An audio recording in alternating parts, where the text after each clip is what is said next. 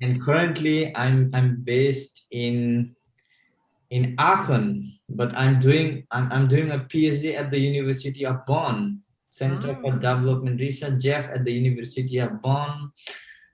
I'm basically analyzing the future climate extremes, climatic disaster, and its relation with the climate change. So I will be sharing my work tomorrow. So there's a session, and it's nice to see you all again. Cool, very cool. So good to have you around. I think the event room is filling up with people, so there might be some time where the organizer takes over. And thank you very much indeed. Floor is yours. I'm seeing that we're live on YouTube now. Oh, how exciting. Oh, nice. Yeah. Technology. Technology. Yeah. Good morning, ladies and gentlemen. Good morning. Shall we start? Thank you very much indeed. Shall we start now?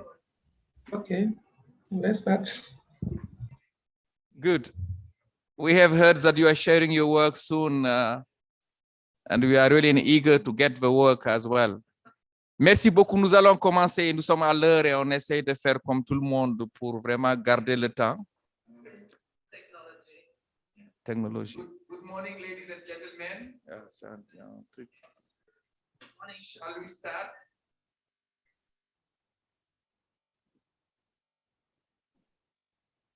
Shall we start now? Okay. Let's start. Good. We have heard that you are sharing your work soon, and we are really eager to get the work as well. Merci beaucoup. Nous allons commencer. Nous sommes à l'heure et on essaie de faire comme tout le monde pour vraiment garder le temps.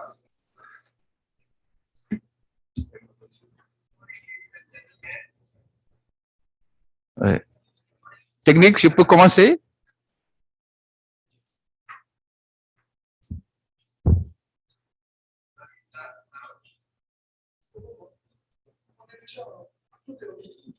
Oui, bon. Merci, nous remercions tous les participants qui ont trouvé du temps pour être là ce matin et les 2 autres jours.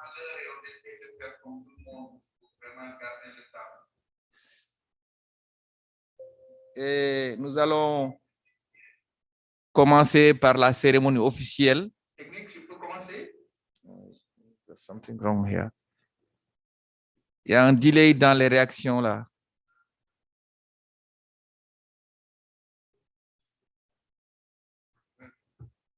Est-ce que vous nous entendez les... Nous avons vraiment de remercions tous les participants qui ont trouvé du temps pour être là ce matin et les 2 autres. Oui, moi je vous entends bien. Vous entendez, hein? Oui. Yes, we are, but we hear an echo sometimes. And I apparently hear you twice. Yes. Every time.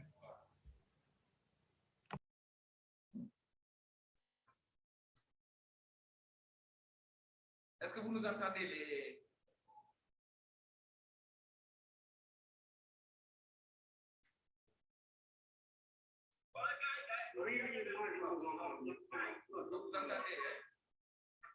Oui. Yes, we are, but we hear an echo sometimes.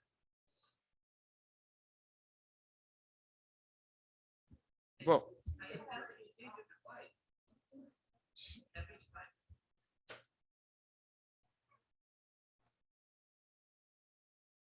Merci encore. Nous allons commencer avec la cérémonie d'ouverture.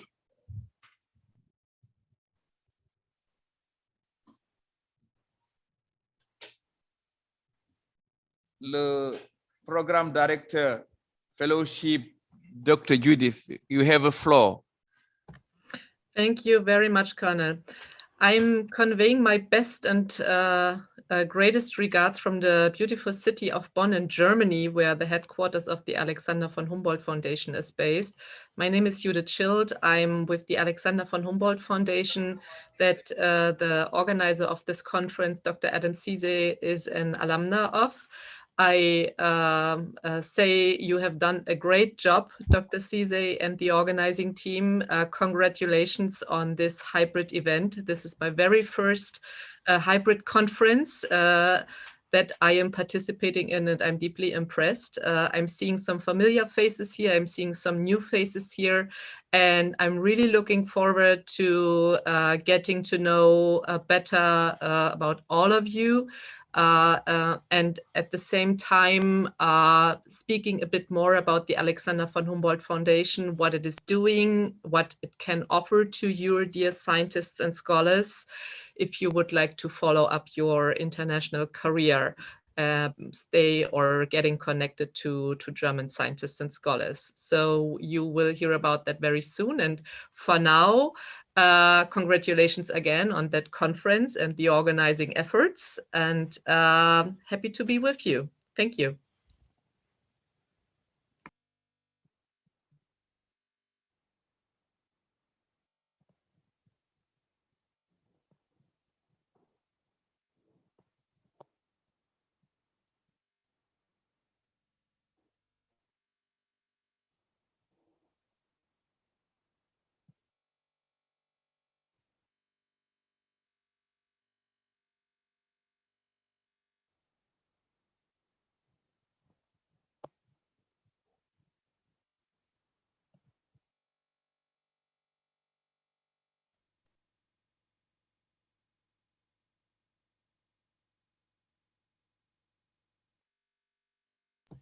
We cannot hear you now. You have a floor, Dr. Corin.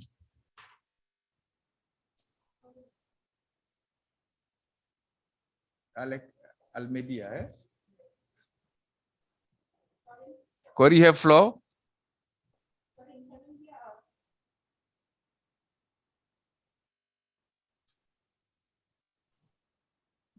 You're not on mute, I guess, Corinne.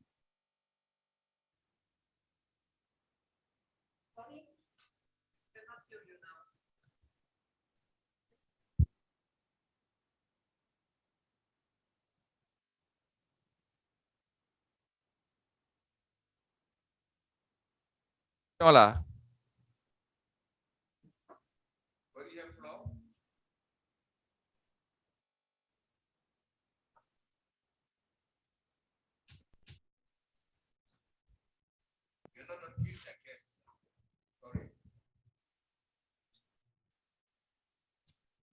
Ça, c'est le drawback de technique là.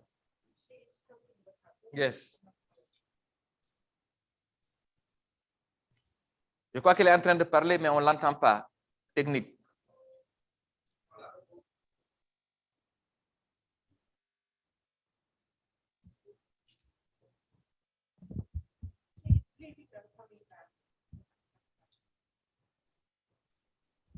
Il faut l'accepter peut-être.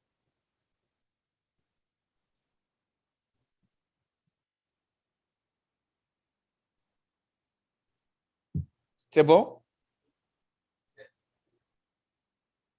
Corinne? Hello, good morning. Okay. Bonjour, ça va? Vous avez la parole.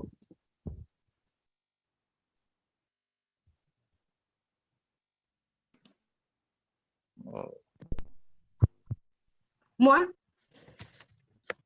Oui, good morning. Sorry, I should speak in English because I do not speak French very well. I understand, but I have some difficulty to speak. So, good morning to all of you. I am grateful for the invitation to be here with you and sharing a little bit what we are going on in terms of our role in the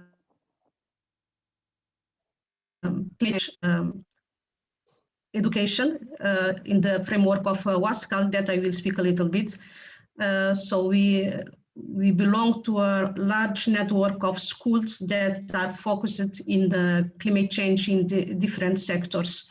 So thank you very much for the invitation, and it's a pleasure to be here with you.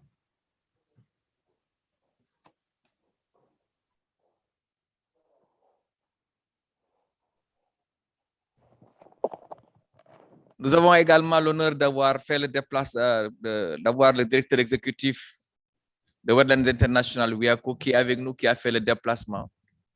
On va lui donner la parole pour son mot de bienvenue. Merci. Monsieur le directeur, vous avez la parole. Thank you, Abdoulaye.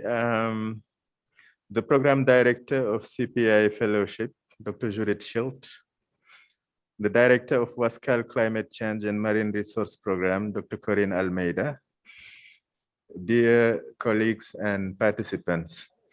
It's a pleasure today to be here to the official ceremony to start the meeting, the conference of the Alexander von Humboldt alumni. This is the first time I think we organize it here, and we are very happy to be partnering with your foundation in this event.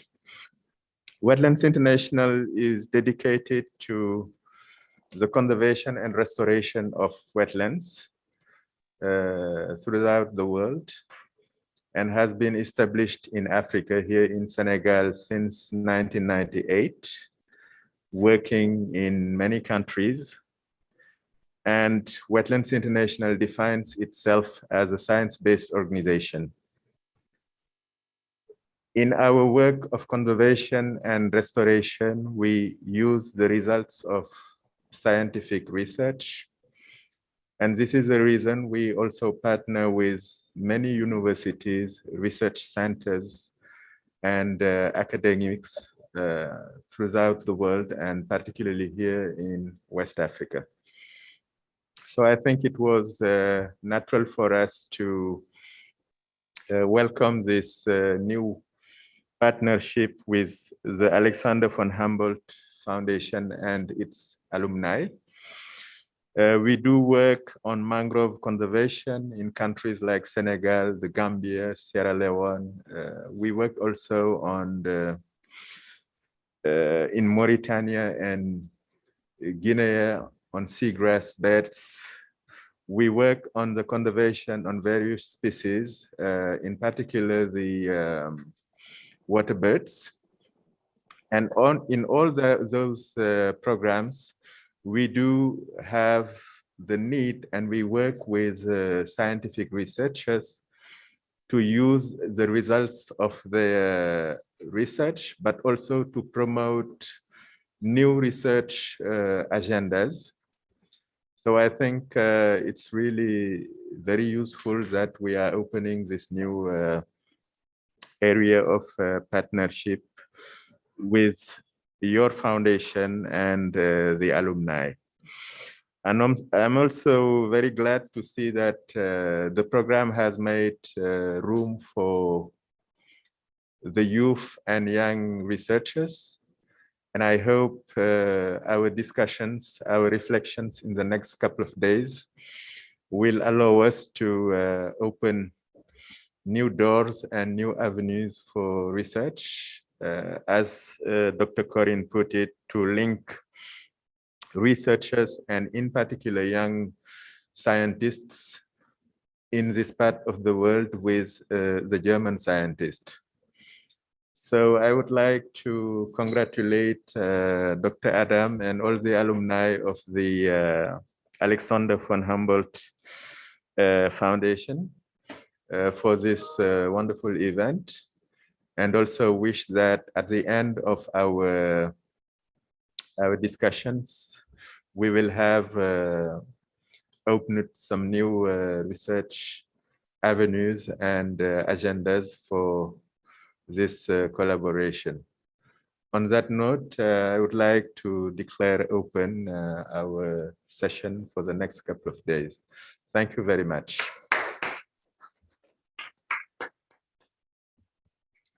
Thank you very much indeed for the whole straightforward speeches that we has heard this morning. I think we are all very well aware of what's going to happen. We have a flavor anyway for the next couple of days. For the time being, I think we are all on the same page. We have our agenda items of a program which has already been sent, and I'm sure we all have agreed, unless we have some key comments regarding the program, the agenda. Otherwise, we can consider it has been accepted. If so, then we can move for our agenda items to be sure that we can catch on time. I have no any reaction to go for the program reviewed. We can consider it accepted. Good, thank you very much indeed. I think what is going to happen is we have some rules which we try to consider about the planning. We have our coffee break at 10:10. I think we have also our lunch break around 12 something. Oh, sorry, around 1 p.m. for an hour. And we will be closing around 4:30 with the notes which has been taken during the whole day. I think there are some key points which we agreed for consideration. Our colleagues who has not their screen or videos opened, we have to appoint reporters. I think the reporters should have glasses, should wear glasses. Oh, there is no glasses. It's very unfortunate. Nefatu, I think if she is around, she has been appointed as one of the key rapporteur for this morning.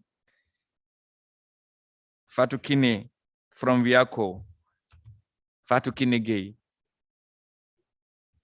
I'm sure she's she's not, she's hiding her face, but she will be going to reporting.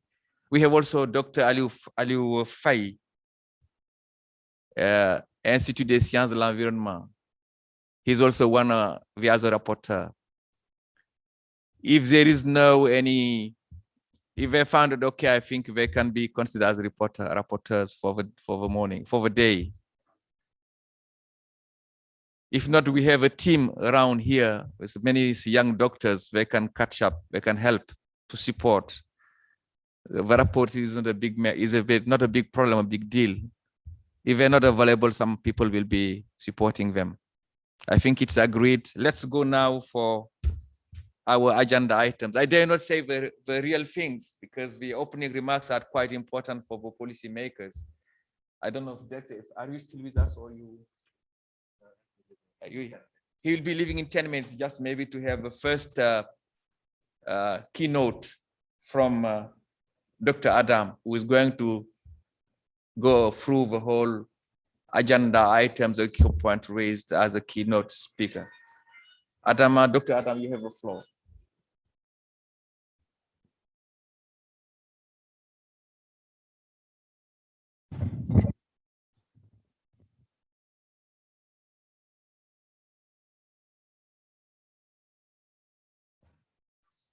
Can you hear me? This is a bit of an impromptu, but I am glad to be able to share a few words with all of our colleagues here. First, I say welcome to Judith from the Alexander von Humboldt Foundation, Corinne, the director of the Climate Change School in Cabo Verde, members of the High Table. We have our director of programs sitting next to me, as well as the executive director of Wetlands International Africa. All other protocols respectfully observed. I'm really happy that we are able to converge here today, even though the COVID conditions do not allow for a physical meeting, which was the first option, but we still try to apply adaptive management and deal with the situation as it comes. So I thank everyone for being with us today. And I hope we will keep the participation active because usually the first program is first or miss. So we hope this will create a platform that will allow all different stakeholders to interact positively in order to be able to provide scientific information for the policies guiding climate protection in Africa and especially West Africa. So I welcome you all and I thank you for being with us.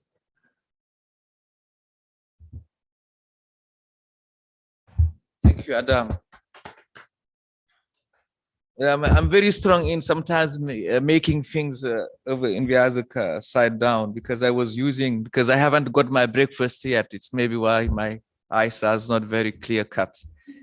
I think we can go for the first agenda items, which is going to be given by Dr. Judith. You have a floor. Thank you, Adam, for these kind words you have raised. Thank you very much, Colonel. We are ahead of time, if I'm informed correctly. So that's why a colleague of mine who was supposed to join at past is not here yet. But as soon as she is here, I will announce her and she will answer your questions that might come up during my lecture, during my talk. And so you can address her anytime in the chat if you would like to do so. Now I'm sharing my screen as I would like to give you some information of the Alexander von Humboldt Foundation Fellowship offers. Do you see the screen? Do you see the presentation? Okay, so I would like to use the next 15 minutes approximately to talk about the gentleman and this building and its offers here. The gentleman is Alexander von Humboldt and this building is the Alexander von Humboldt Foundation headquarters in the city of Bonn in Germany.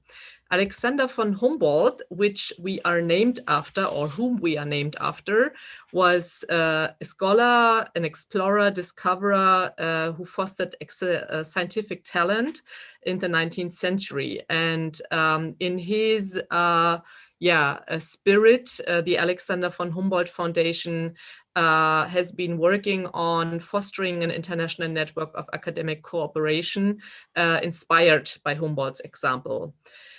What do we do?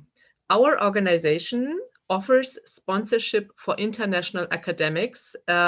We do that as a part of the foreign cultural and educational policy that international collaboration makes mutual understanding stronger. Our organization also would like to stimulate an impetus for the research location Germany. We sponsor individuals. We don't sponsor projects, but we focus on persons like young doctoral students, postdocs, and experienced researchers, and make our offers. Equal opportunities is a very important issue for us. So our sponsorship offers address both female and male scientists and scholars with specific female scientists support and also family support. So just to let you know about that. This is our budget. On this side, you see our budget. We are a rather small organization when it comes to funding research in Germany, with a budget of approximately 148 million euro a year. And that money goes to persons from all over the world who would like to conduct research with German collaboration partners. Our main sponsors are the Federal Foreign Office and the Federal Research Ministry. And but we also have, for example, the Federal Environmental Ministry on board as a sponsor for example, the International Climate Fellowship Program. Just a few words about the research location Germany. On this slide, you see Germany with at least the main institutions that you can do research at, like universities, Leibniz Institutes, Max Planck Institutes, Helmholtz Centers, or Fraunhofer Institute. It depends on what you would like to do. If you would like to do basic science, if you would like to do applied science and research, and according to your needs and wishes, there is a fitting collaboration partners in one of these institutes or universities. So it's, of course, quite a challenge to find the right partner that you could collaborate with, which why I would like to give you some information on this slide, how you can do research in order to find the right partner. You could go on the Germany website of Eurexis. You could do a search in our database Garrett. You could also ask colleagues who have already been to Germany working with partners whom they could recommend. And also it might depend on your reading wishes and interests that you have come across a name, a person that you would like to work with, and where you identify that that person is currently in Germany. So what does the Alexander von Humboldt Foundation actually do? So what is in there for you? First of all, we fund persons very on an individual basis. We grant more than 700 research fellowships and awards a year. And our funding, our sponsorship is flexible. So we don't have a special date where you need to come to Germany for a certain time. This is up to you. You define when you would like to come and how long you would like to stay within the framework of our offers. On this slide, you see the key sponsorship programs at a glance. On this slide, you can see that we mainly focus on postdoctoral researchers and experienced researchers from abroad. So that means people who hold a PhD title and whose doctorate is less than 12 years ago being completed. For these target groups, postdocs and experienced researchers, we have a range of research fellowships, which are valid up to 24 months. Those of you who do not hold a PhD title and who are interested in science and research, or also other parts of Germany like economy or politics or administration, you might be interested in the International Climate Protection Fellowship Program or the German Chancellor Fellowship Program, offering you a sponsorship in Germany too. I will now give you some, I will later give you some more information about these fellowships, how to apply and what are the requirements.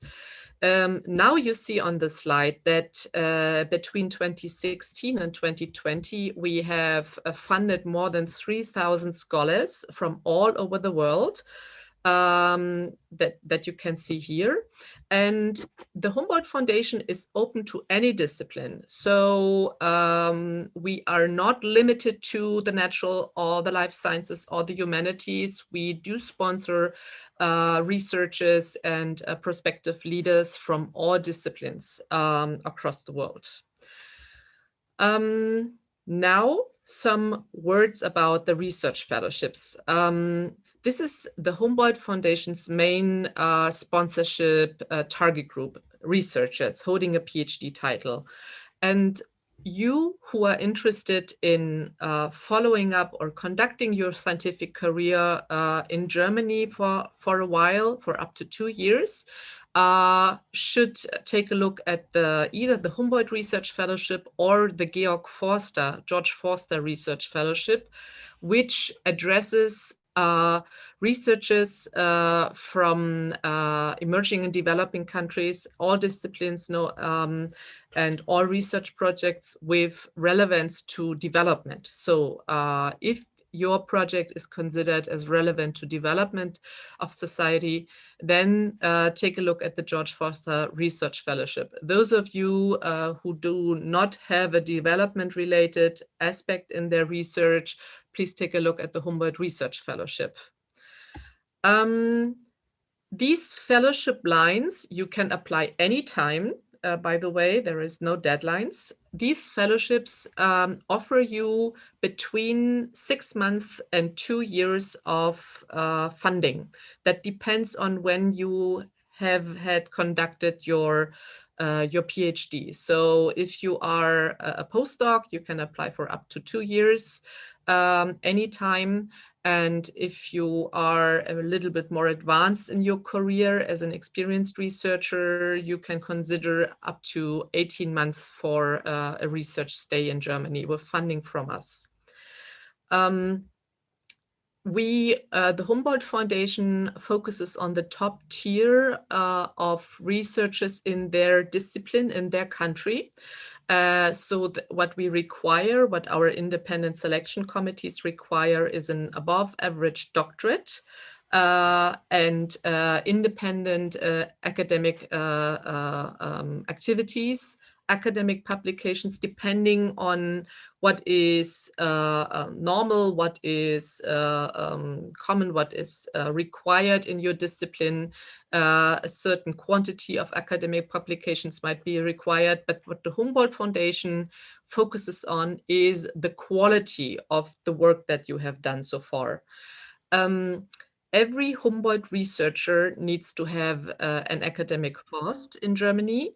So there is no funding without a collaboration partner in Germany. And we would like to fund your independent research proposal in collaboration with a German academic host when you come to Germany with a Humboldt Research Fellowship or a George Forster Research Fellowship. How does the procedure, the application procedure look like? Even now, during the pandemic, we conduct the application procedure as usual, so there are no pandemic-related delays. We accept online applications anytime to the foundation. The application documents will be assessed by an independent peer reviewers. And the decision is not made by the Humboldt Foundation. We are just taking care of fair process of your application. The decision is made by independent selection committees. An application might take between 4 and 7 months. Now have a look on our special offers. So besides the monthly fellowship, we grant additional benefits like a travel lump sum, like language courses, German language courses, because we feel that you will get along better in Germany when you learn a little bit of German. We have benefits for families. We have an allowance for the research costs for the Horst Institute. And there are plenty of networking opportunities that we offer besides you doing research in Germany at your lab or in the library or wherever.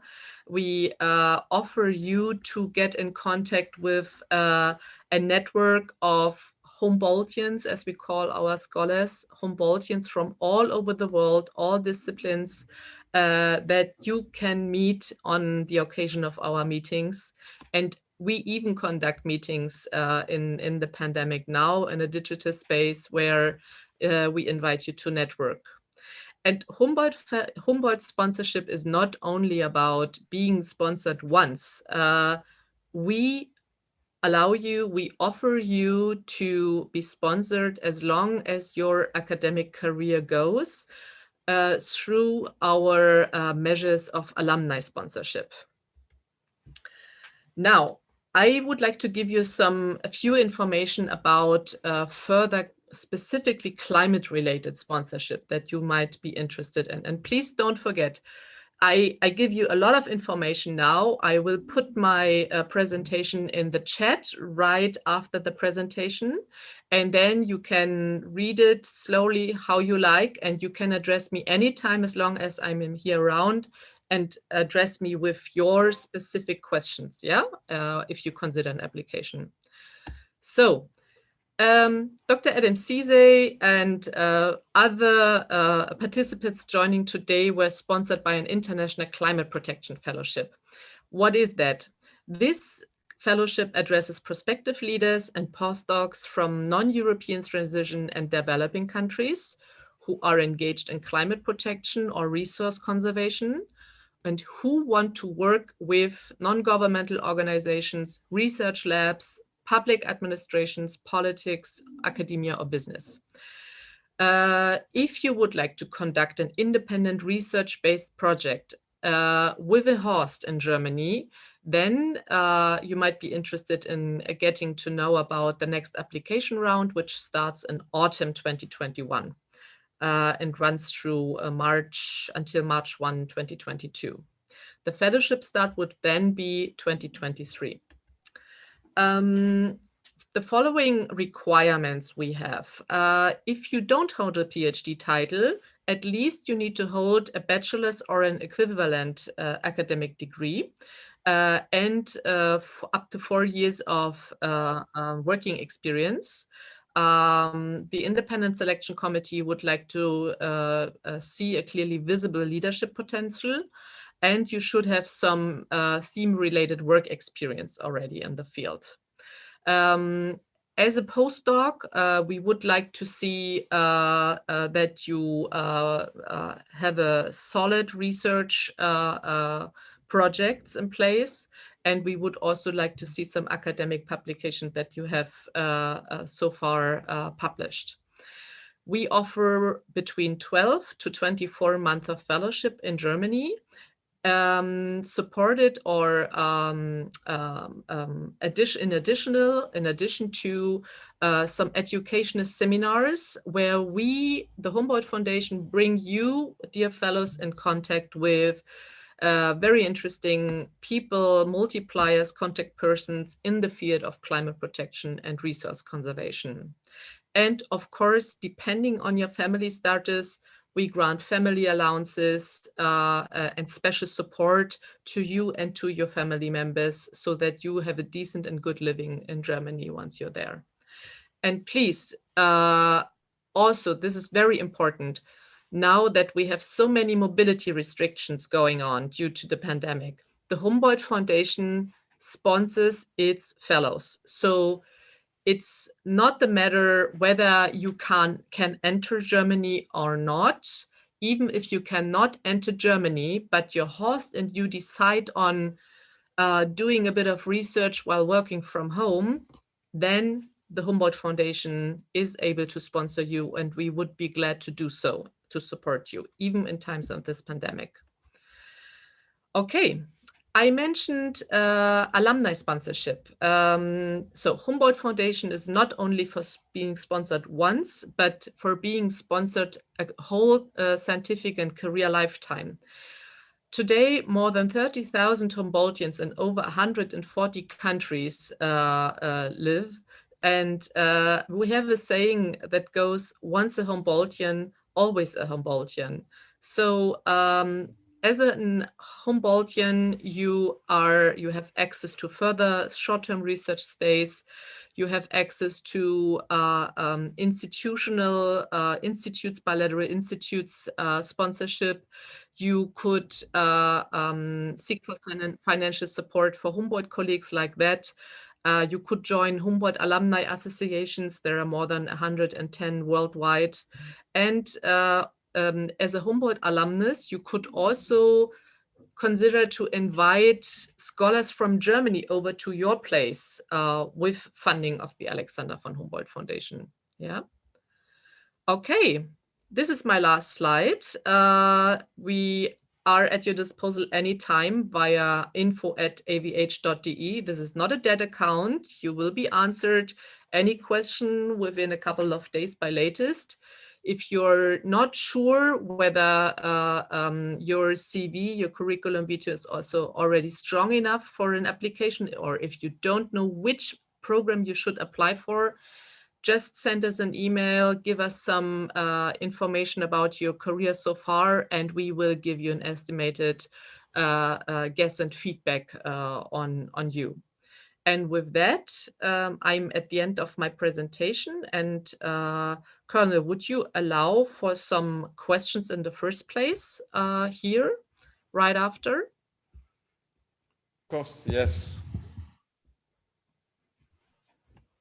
Thank you very much, because the updates are clear cut, and it's really very, very strong messages and very good orientation. I think the researchers and globally the whole team here has really well understood the whole processes and how important and how flexible you are to be sponsored and in both sides, to be in Europe or in the countries, to be sure that it's can make an adding value about what is going on. For the time being, I think we can open the questions because we still have some time. If your colleague is still around, Yes, we can also try it here. Yes, Before we go, welcome to Isabel Janneke. She is available in the chat, and yes. Good, thank you. Before we go for coffee break, we can try to introduce ourselves to each other. Thank you very much. You have a floor. Okay. Whoever want to come questions can. The floor is open for questions. Please, I want to pose a question. Okay, I'm Emmanuel from Ghana. Please. Okay, please, I listened to you very well. Your presentation is also very interesting. So first of all, my question is, let's assume all things being equal, I've met all the conditions. I have all my presentations, maybe references and everything.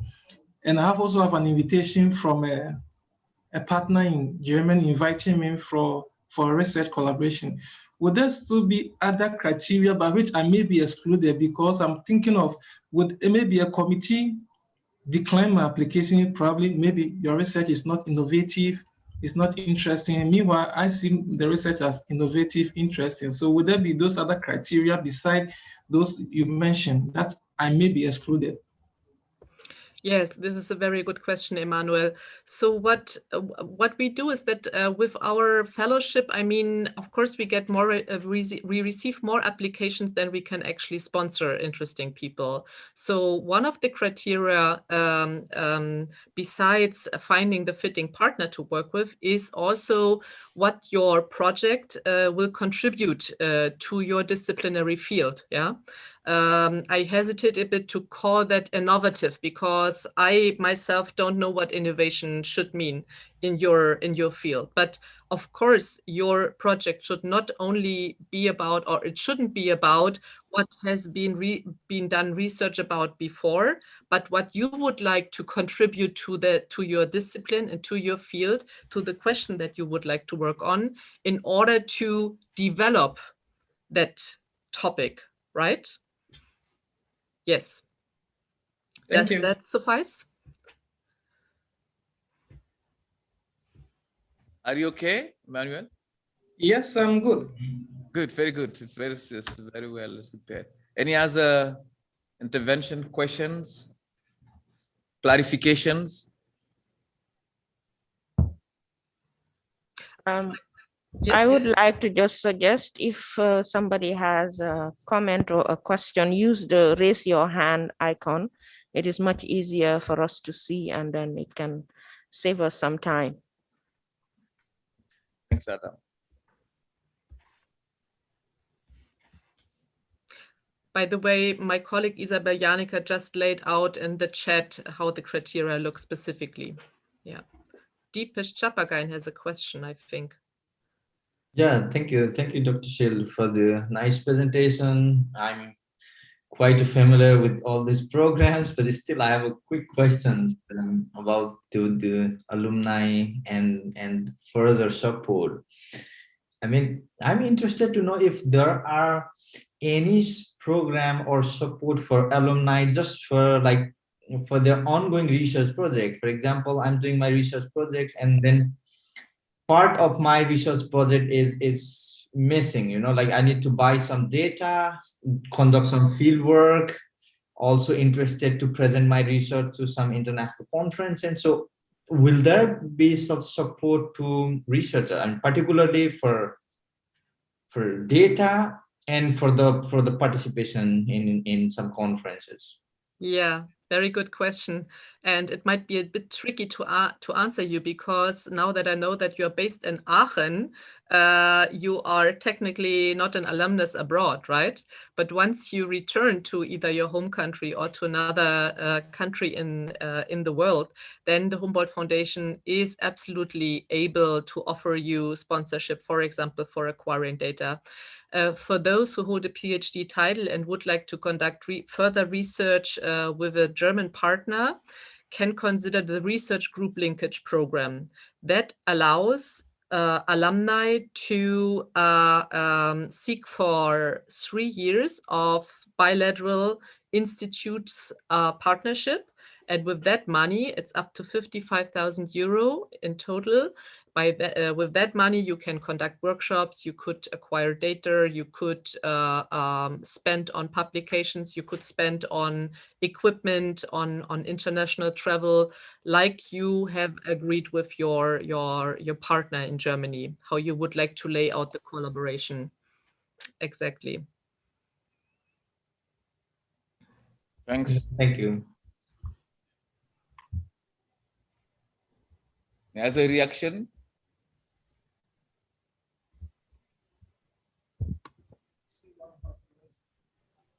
Yes.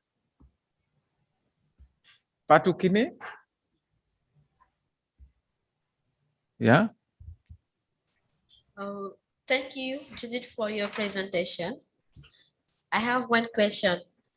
I want to know if you work with Prem University, and especially with the ecological department. Yeah, thank you for your question. We technically, we don't work directly with universities. We allow you with the sponsorship to choose your university as you would like. So you find your host at a certain university or a research lab like Max Planck or Leibniz or whatever you would like to consider. And then we grant you as a person the funding. This is why we, vice versa, do not collaborate bilaterally with universities, because we trust in you as highly qualified individual to identify the good partner and the right university. Okay, thank you. Welcome.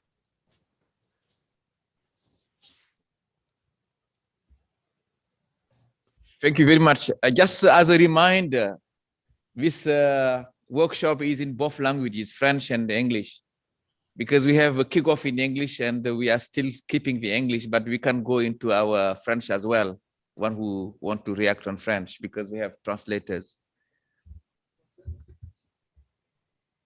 That's very kind of you, much appreciated. Je crois que le séminaire ou cet atelier, c'est dans les 2 langues.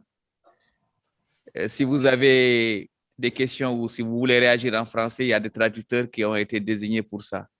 Donc, n'hésitons pas, nous travaillons sur les 2 langues. Là, nous avons commencé avec l'anglais et nous sommes tous dans ça, etc. Maintenant, je crois que c'est bon.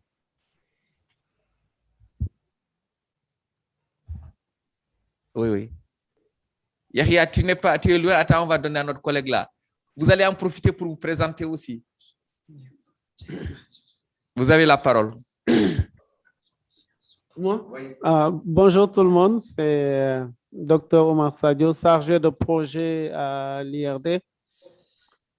Oui. Donc, je voulais poser une question par rapport à le renforcement de capacité concernant les langues.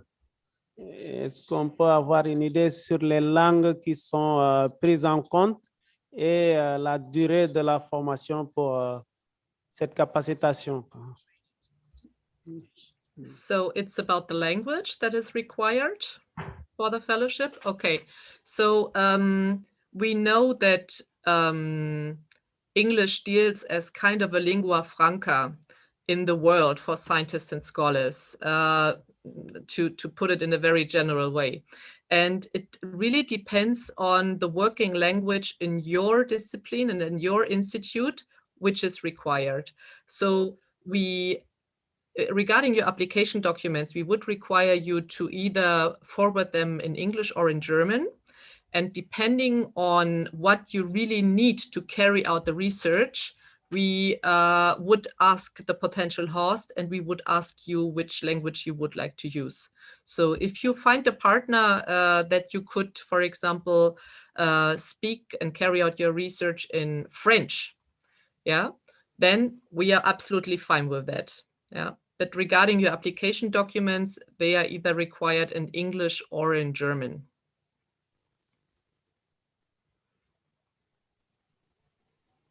if you would like to learn some German when you are in Germany, in addition to the research fellowship, we offer up to 4 months of intensive language course. We will take care of accommodation.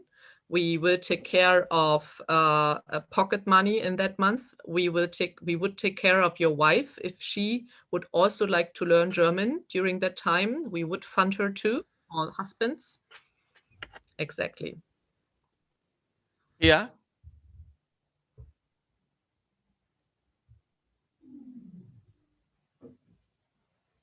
Yahya, est-ce que vous nous entendez? No. Merci, colonel. C'est bon, vous m'entendez? Allez-y. Merci beaucoup, colonel. Je suis très content de participer à distance à cette session très importante. Je pense que mon prédécesseur a un peu marché sur la langue par rapport aux francophones, parce que nous sommes dans un pays francophone et les gens ne sont pas très bien en anglais ou bien en allemand, mais je pense que la réponse qu'elle a donnée nous satisfait un peu. L'autre question, c'est un peu par rapport à la limite d'âge. Je pense que dans sa présentation, elle a parlé de possibilités entre 6 et 24 mois. Mais maintenant, pour les professionnels, est-ce qu'il y a une limite d'âge pour pouvoir postuler à ce genre de bourse, de doctorat, etc. Je vous remercie. If I understood correctly, it's about an age limit, right? So there is no age limit. We don't have an age limit. We say that if you would like to consider up to 2 years of postdoc fellowship, then at the date of submitting the application documents, your postdoc should not be more than 4 years. Yeah. So, and it is decisive which date is on the postdoc certificate. Yeah, that you were granted the postdoc title. And if your postdoc, if your PhD title is older than 4 years, you can consider an application for an experienced researchers fellowship, Humboldt Research Fellowship or George Foster Research Fellowship for experienced researchers. And then you have 8 more years to apply for. So within the last 12 years, having acquainted your PhD title, then the research fellowship for experienced researchers is open to you. And if you are even more advanced in your career, so if your PhD title is older than 12 years, then you could consider addressing a potential partner in Germany who could nominate you for a prize of the foundation. Yeah. Si Yahya, vous êtes satisfait, je crois. Non, merci beaucoup pour les informations. Thank you very much. Ama, vous avez la parole. Ah oui, Ama, merci. Il voulait la même question par rapport à l'âge parce qu'il a perdu les cheveux. Donc, vraiment, il est satisfait. Autre question? Maybe I can ask a question for the benefit of all. I think sometimes there are some overlapping criteria. Can you hear me? Some overlapping.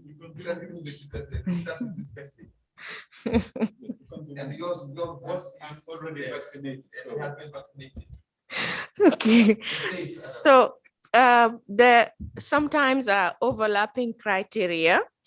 If you look at, for instance, the George Foster versus the CPI, I think there was a clause that says if you have one, you may not be able to have the other afterwards. Can you explain a little bit about that? Yes. The Humboldt Foundation offers one long-time sponsorship only. So once you are already a member of the Humboldt network, either via a Humboldt Research Fellowship or an international fellowship, International Climate Fellowship, or a George Foster Fellowship, afterwards, you will be a member of the Humboldt Alumni Network. And this is why we then offer you alumni sponsorship for your whole scientific career. Yeah, you cannot apply for a second long-term research fellowship again, but you don't need to, because the Humboldt Foundation is open anytime to your alumni activities. yeah, depending on your individual interests afterwards, after the long-term fellowship. But it's never forbidden for a German partner to nominate you for a prize later in your career. I think we have 7 minutes to go, and the presentation was too clear, and the questions has been raised and has been also been very focused. As she has mentioned, the presentation is in our files. We can always visit it, and we are together for the next 2 days or 3 days. We can always catch up with her to get some clarifications. And we have also some other colleagues who are around who has been accustomed to such alumni and funding and scholarship. They can always be helping us to go through the questions required. I think if you allow me, with the 7 minutes to go, to just have a round screen, not a round table, but a round screen, short presentation, who you are. And if you can add one other word, which is a key one, that's enough, because otherwise we will be going behind time. I think as the speaker, she has just been to start and remind us who she is again. Thank you. So, good morning once again. So my name is Joaquin Almeida. I am a biological oceanographer and lecturer and researcher at the Atlantic Technical University here in Cape Verde. I am now occupied of the direction of the WASCAL program here in Cape Verde Islands. We have a program on marine science and climate change that I will be sharing with you a little bit later. Thank you very much.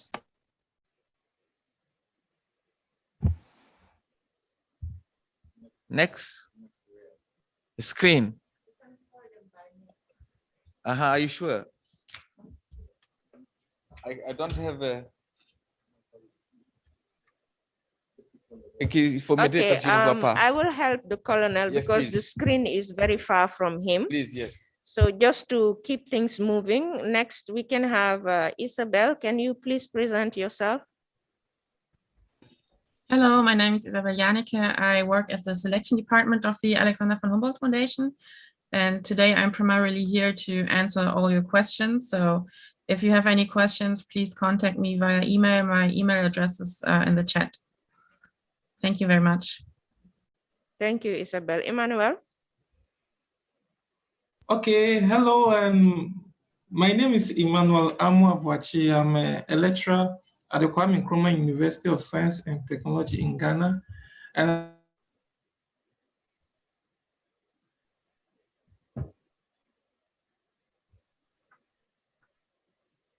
Emmanuel? His connection seems to have frozen. Hello? Yes, Emma, we can hear you. Okay, I'm saying my name is Emmanuel Amu-Abuachi from Ghana of Science and Technology. And my research background is in climate modeling in the savanna ecosystem. But specifically within the savanna ecosystem, I look at riverine vegetation, how climate is impacting on them. So hopefully tomorrow I will share with you some in terms of how climate is inducing changes in the growth dynamics of riverine tree species. So that's a little about me for now. Sophie? Hi everyone, I am Sophie. I come from Madagascar, but I'm calling you in England. I am a climate scientist and I was a fellow of the Alexander von Humboldt Foundation in 2016-2017. Thank you. Thank you, Sophie. Yahya? Yahya, are you with us? Yes, Adam, I'm with you. Go ahead. Can you introduce yourself, Yahya? Okay, my name is Yahya Gay. I'm working for Wetlands International in the field office. and I'm also mangrove specialist.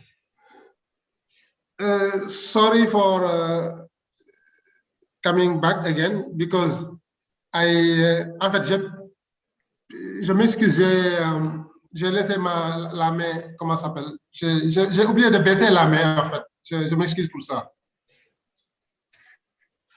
Okay, thank you, Yahya. Dipesh? Hello, everyone.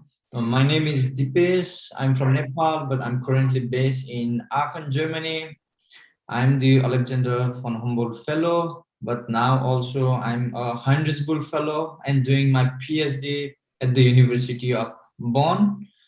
I'll be presenting my work, part of my work tomorrow. Nice to see you all. Thank you. Thank you, Dipesh. Can we have Abdullah Samba? Who is logged on as Abdullah? Okay. Fatou Kine?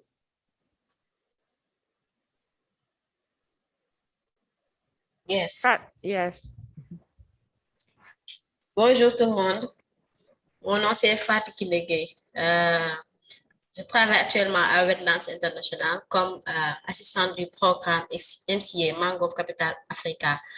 Je suis diplômée d'un master en écologie et gestion des écosystèmes aquatiques à l'Institut universitaire de pêche et d'aquaculture de l'Université Cheikh Anta Diop de Dakar. Je suis vraiment très intéressée par votre présentation concernant la Fondation Humboldt. Merci beaucoup. Merci Fatkine. Fode? Fode Fati?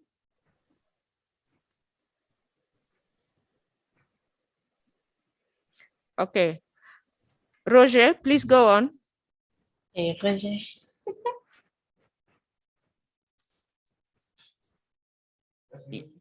Roger, your microphone seems off.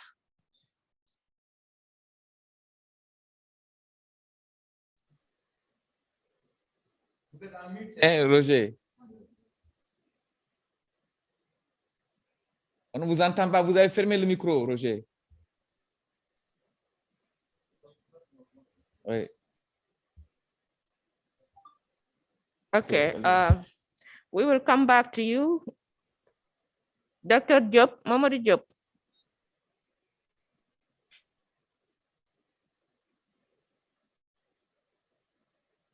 Mamadou Diop.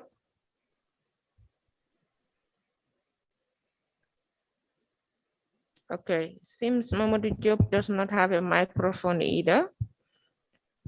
Ida Lindo. Hello, good morning. Good morning. Everyone. Hi, everyone. I'm Idelin Santos. I'm working now for Wetlands International Africa, and I'm in charge of coordination of the project of resiliency, seagrass resilient of West Africa. Thank you.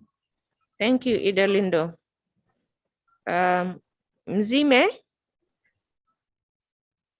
Good morning, everyone. My name is Mzime Murisa, and I work for an organization called START International.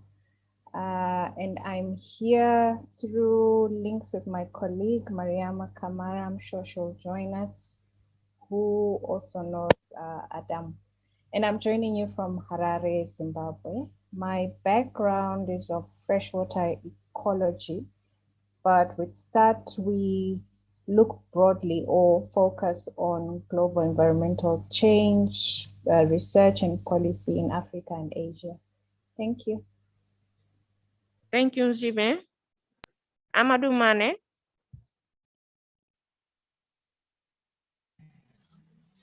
Hello, bon dia. Good morning to you all.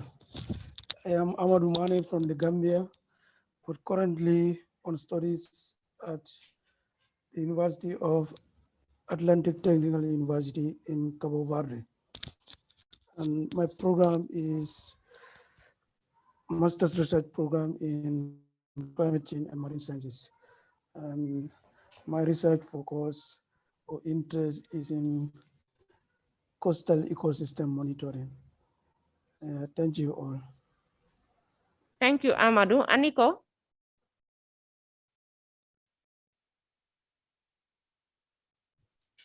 Aniko? Okay, Aniko is not here. Usman Baji. Good morning, everyone. I'm Usman Badi. I'm a student at UT Wascal Cape. I have a background on ecology and biodiversity. Now I'm handling a work, my thesis about the assessment of the impact of climate reality on boundary wetland complex. I'm happy to use for this upcoming conference. Thank you. Thank you, Usman. Saiduba.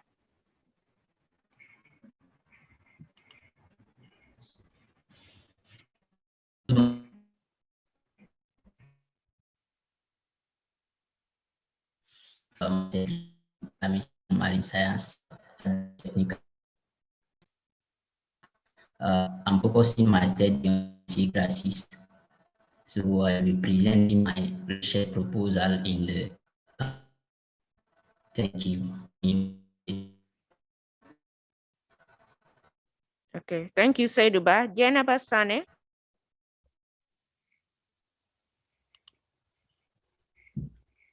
Jenaba? She's also not on mic. Dr. Izzy Meme. Izzy? Vous avez le micro fermé ici.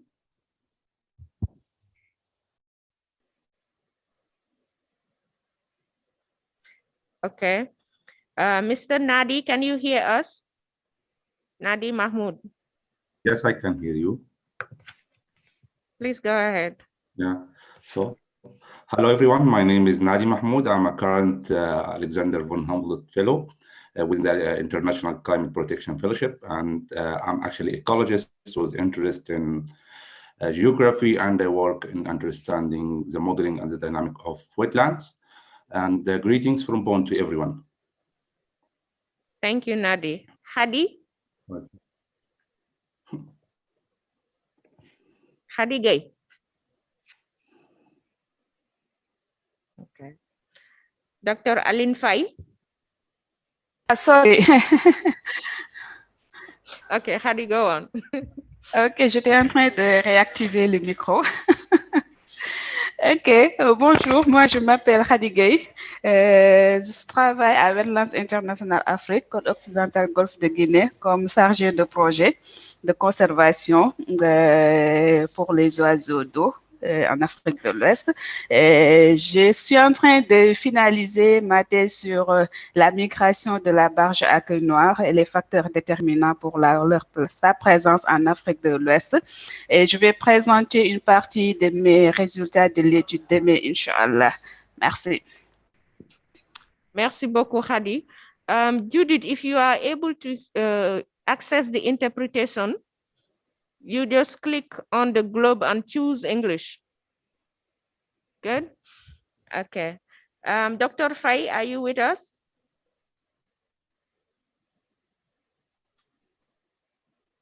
Oui, bonjour tout le monde. Bonjour. Je m'appelle Alioune Faye. Je suis enseignant-chercheur à l'Institut des sciences de l'environnement de l'Université Cheikh Anta Diop de Dakar. Et je suis spécialiste des questions relatives à la biodiversité marine, aux ressources marines côtières. Merci beaucoup. Merci, docteur. Melissa? Hello, good morning, everyone. I'm Melissa Indu.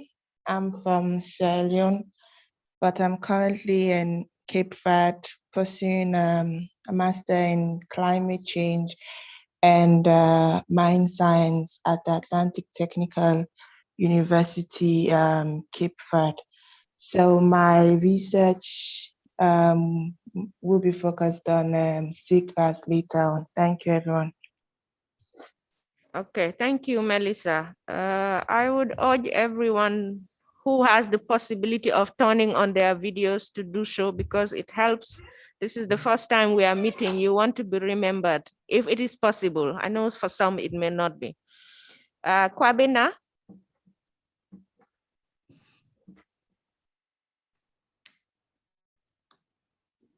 Kwabena, are you with us?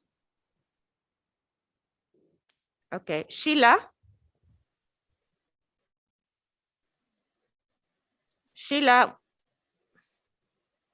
Hello, everyone. Hi. My name, Kumukwele Sheila. I don't know if you are seeing me. Okay, great. I am a former Humboldt fellow, ICP AVH fellow 2017-2018. I'm based in Cameroon. I work with the Ministry of External Relations of Cameroon. I'm happy to be with you guys. Thank you, Sheila. Yusufa Khan.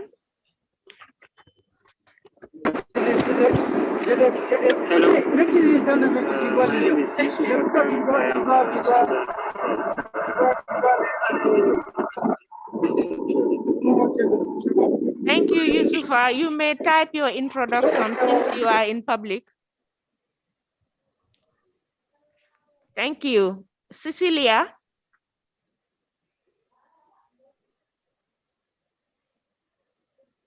Cecilia Wangari. She seems not to be here too. Good. You are mute. Yeah, I'm Cecilia Givega from Kenya, and I was a Humboldt Fellow of 2016/2017, and I was with Adam in the same cohort. I am currently working with the GIZ here in Kenya, and yeah, it's a pleasure to be here and to meet with all of you. Thank you. Thank you, Cecilia. Noelo.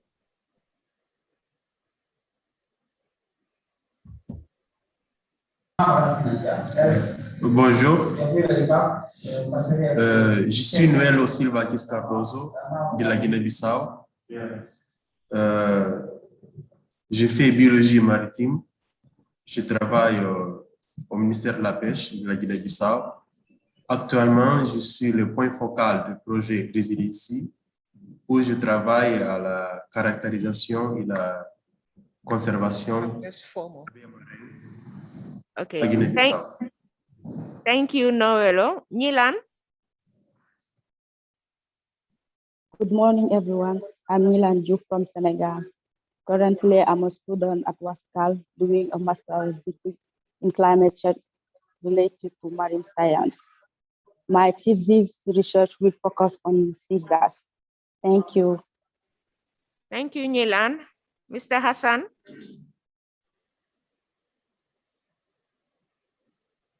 Hassan. Okay. Abu Bakar Kujabi. Yes, good morning. My name is Abu Bakar Kujabi from the Gambia, but I'm currently in Cabo Verde. I'm a MAWA funded student pursuing a master's program in climate change and marine science at Atlantic Technical University, Mindelo in Cabo Verde. My research area is going to be on seagrass in the Gambia, particularly in Visual Island in Tangi. Thank you. Thank you, Kujabi. Fode.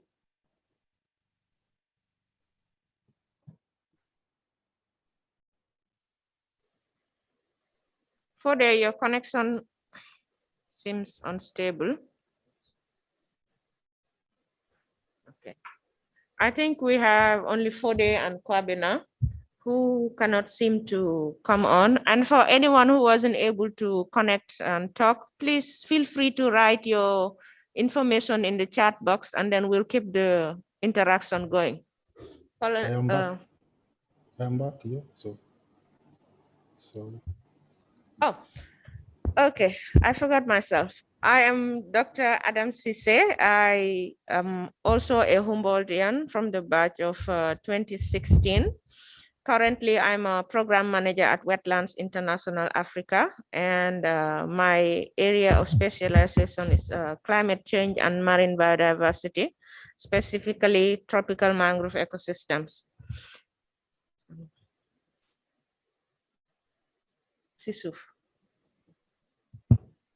Bonjour tout le monde. Moi, je suis Dr Sanundu, programme assistante à Wetlands International Afrique. Merci.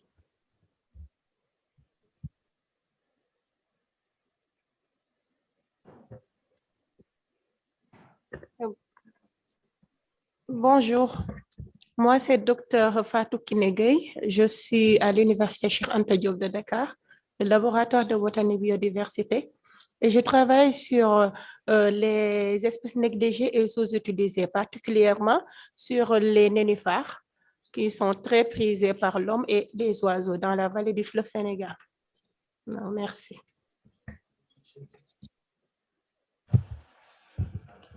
Bonjour, je suis Mbagnick Faye, docteur de géographie à l'Université Cheikh Anta Diop de Dakar, spécialisé en climatologie. Je travaille sur le changement climatique et ses impacts sur l'environnement, mais également sur les activités agricoles. Voilà, merci beaucoup.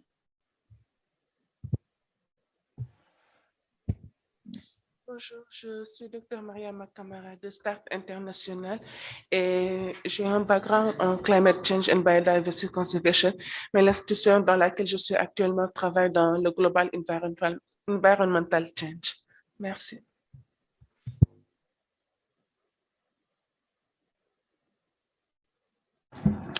Bonjour tout le monde. Je suis Dr Omar Sadio, chargé de projet de recherche à l'IRD de Dakar. Je suis du laboratoire Lemar. Le laboratoire Lemar, c'est le laboratoire des sciences de l'environnement marin. Et nous travaillons sur des questions liées aux relations entre les espèces et leur environnement. Nous essayons de voir comment les espèces de poissons surtout développent des stratégies d'adaptation face aux effets du changement climatique. Et donc, nous nous intéressons aussi à la question à savoir comment prédire le fonctionnement des écosystèmes marins pour une meilleure conservation de la biodiversité. Je vous remercie.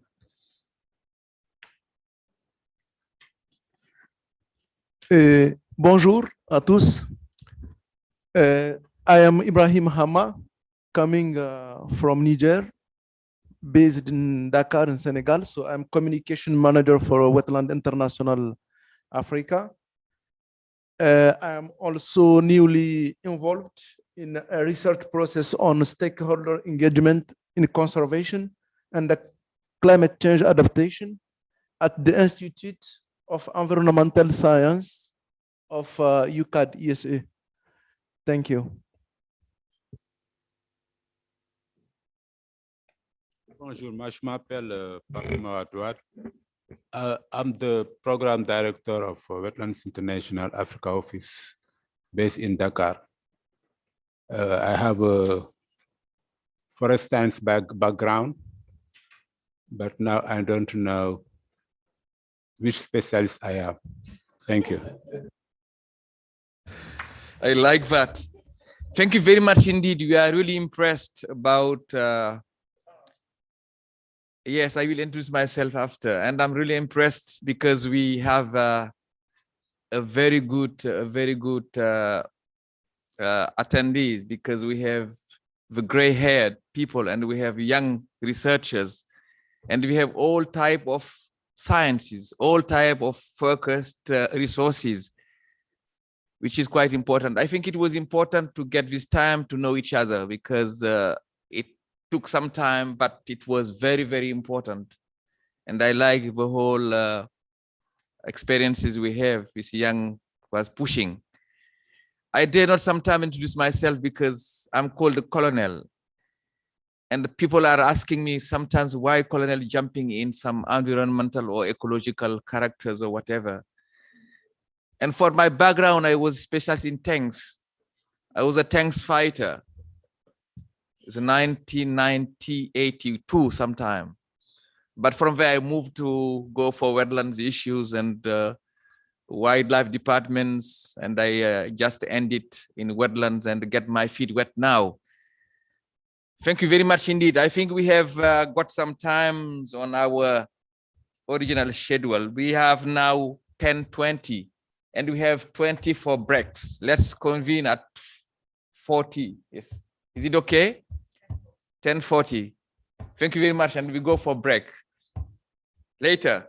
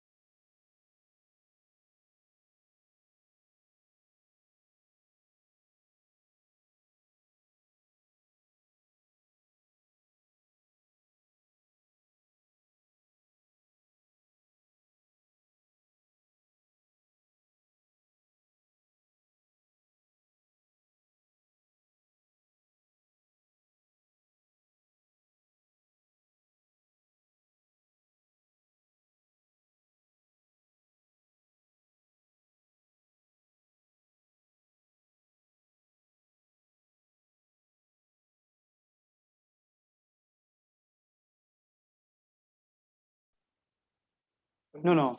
I mean, earpiece is not. It's not connected in earpiece. I don't think. It's not working. It's not working. You cannot hear that. No. Now your default speaker has changed to speaker, and will now be used. Yes. So, but if it's working, you can hear them now. So why now? Maybe it's the internet. Madam, my dear, is no internet. Kode, we can hear you now. We're coming now. How are you? Okay, how are you too? MashaAllah. Anyway, the machine I'm using is from your place, that small island. No, it's not true. The machine you are using is from Yundum. Don't mention that. Not even Busumbala. Oh, I'm happy. I even told this guy, I said, oh, I never know, but like, I'm happy to see you on the platform, the same platform with us. It is important. Yeah, that's true, yeah. And then, That's true. in fact, you're introduced. Your mic went off again. I don't know how did you survive with your coffee breaks? Okay. Our friends there, I don't know how you survive with your coffee breaks because maybe you have your machines in the offices and whatever. But here we had really something very, more interesting what we have, I'm sure. Thank you very much for your patience. We are back now, and I think we are still on time. We will catch up. As Adam mentioned, we can always get our friends who have not done the introduction yet to introduce themselves whenever they're carrying a floor, or they can maybe just drop something in our boxes.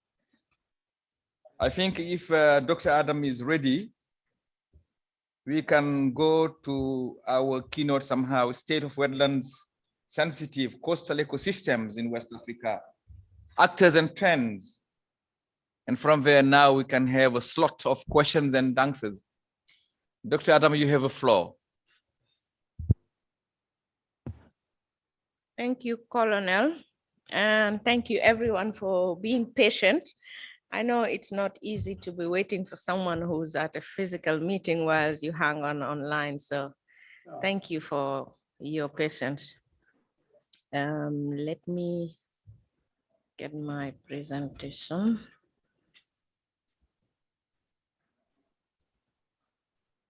Okay. Dr. Adam, I'm now back. I'm now okay, I think. Okay, Fode, welcome. Thank you.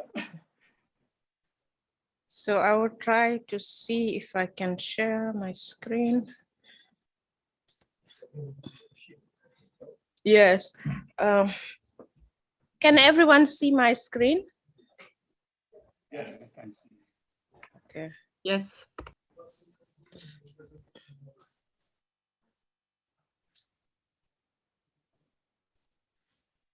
Yeah, so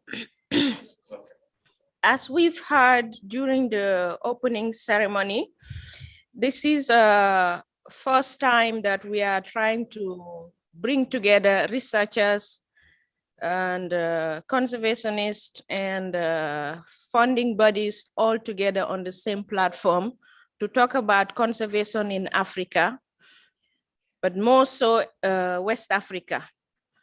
I am speaking on behalf of Wetlands International Africa, and also on behalf of the Humboldt alumni, based on the experience we've had in research and the recent years we've been working with different stakeholders to try and give you a brief overview of the issues that we feel are pertinent, but with a special reference to wetlands and sensitive coastal ecosystems.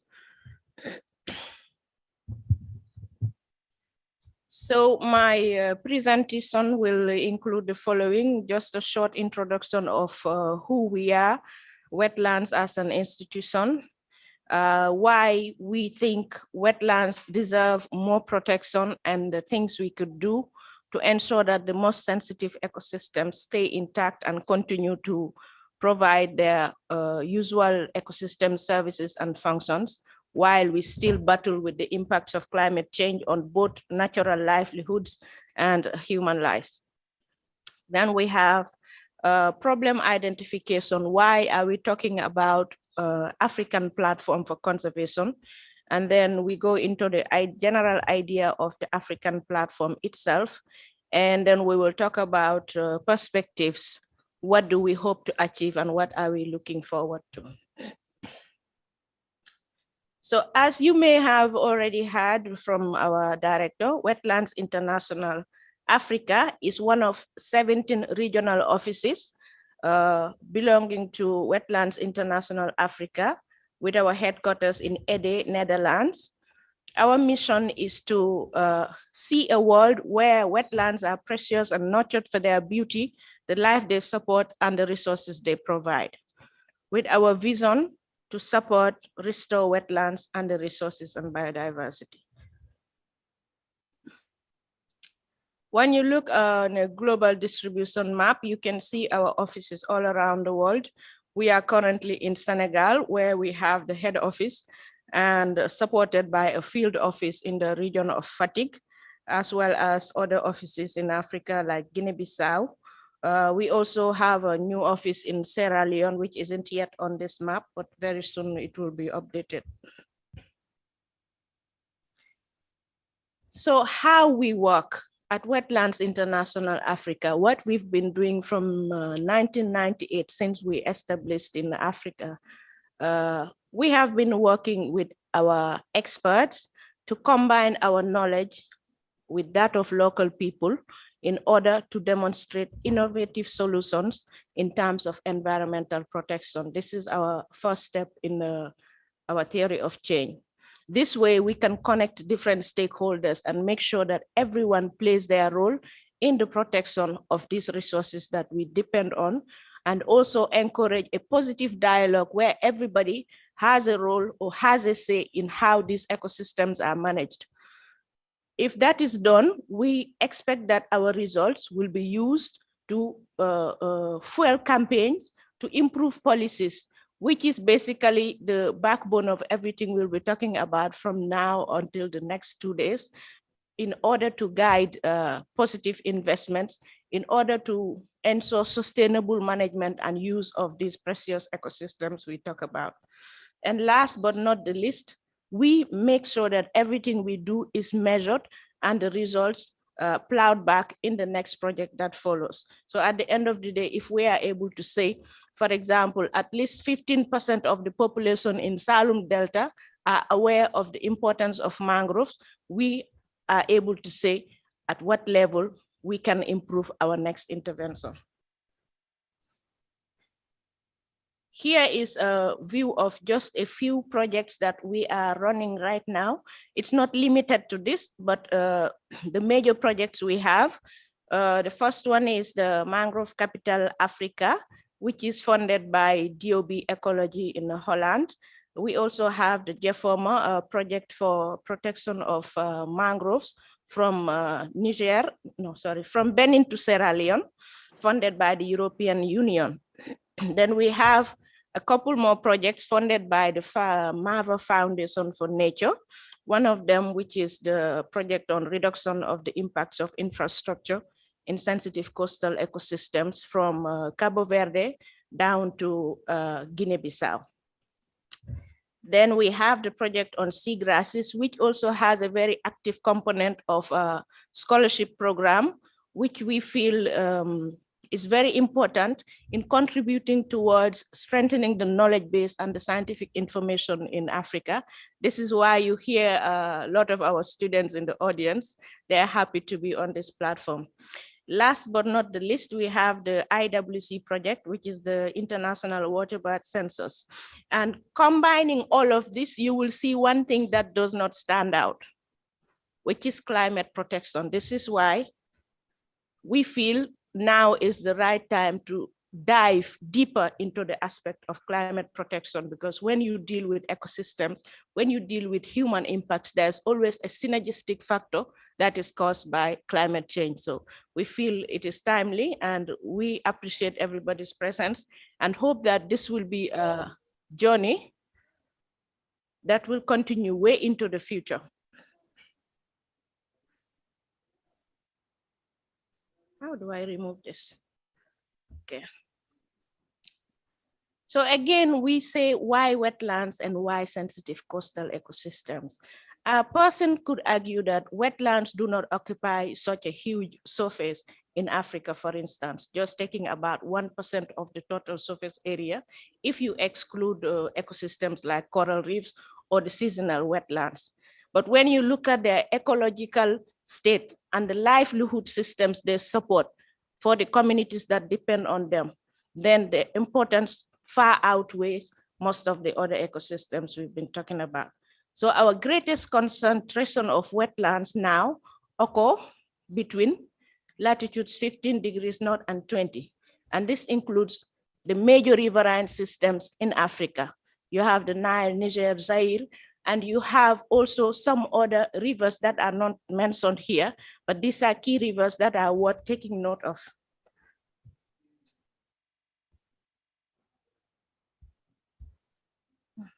My slide is not working.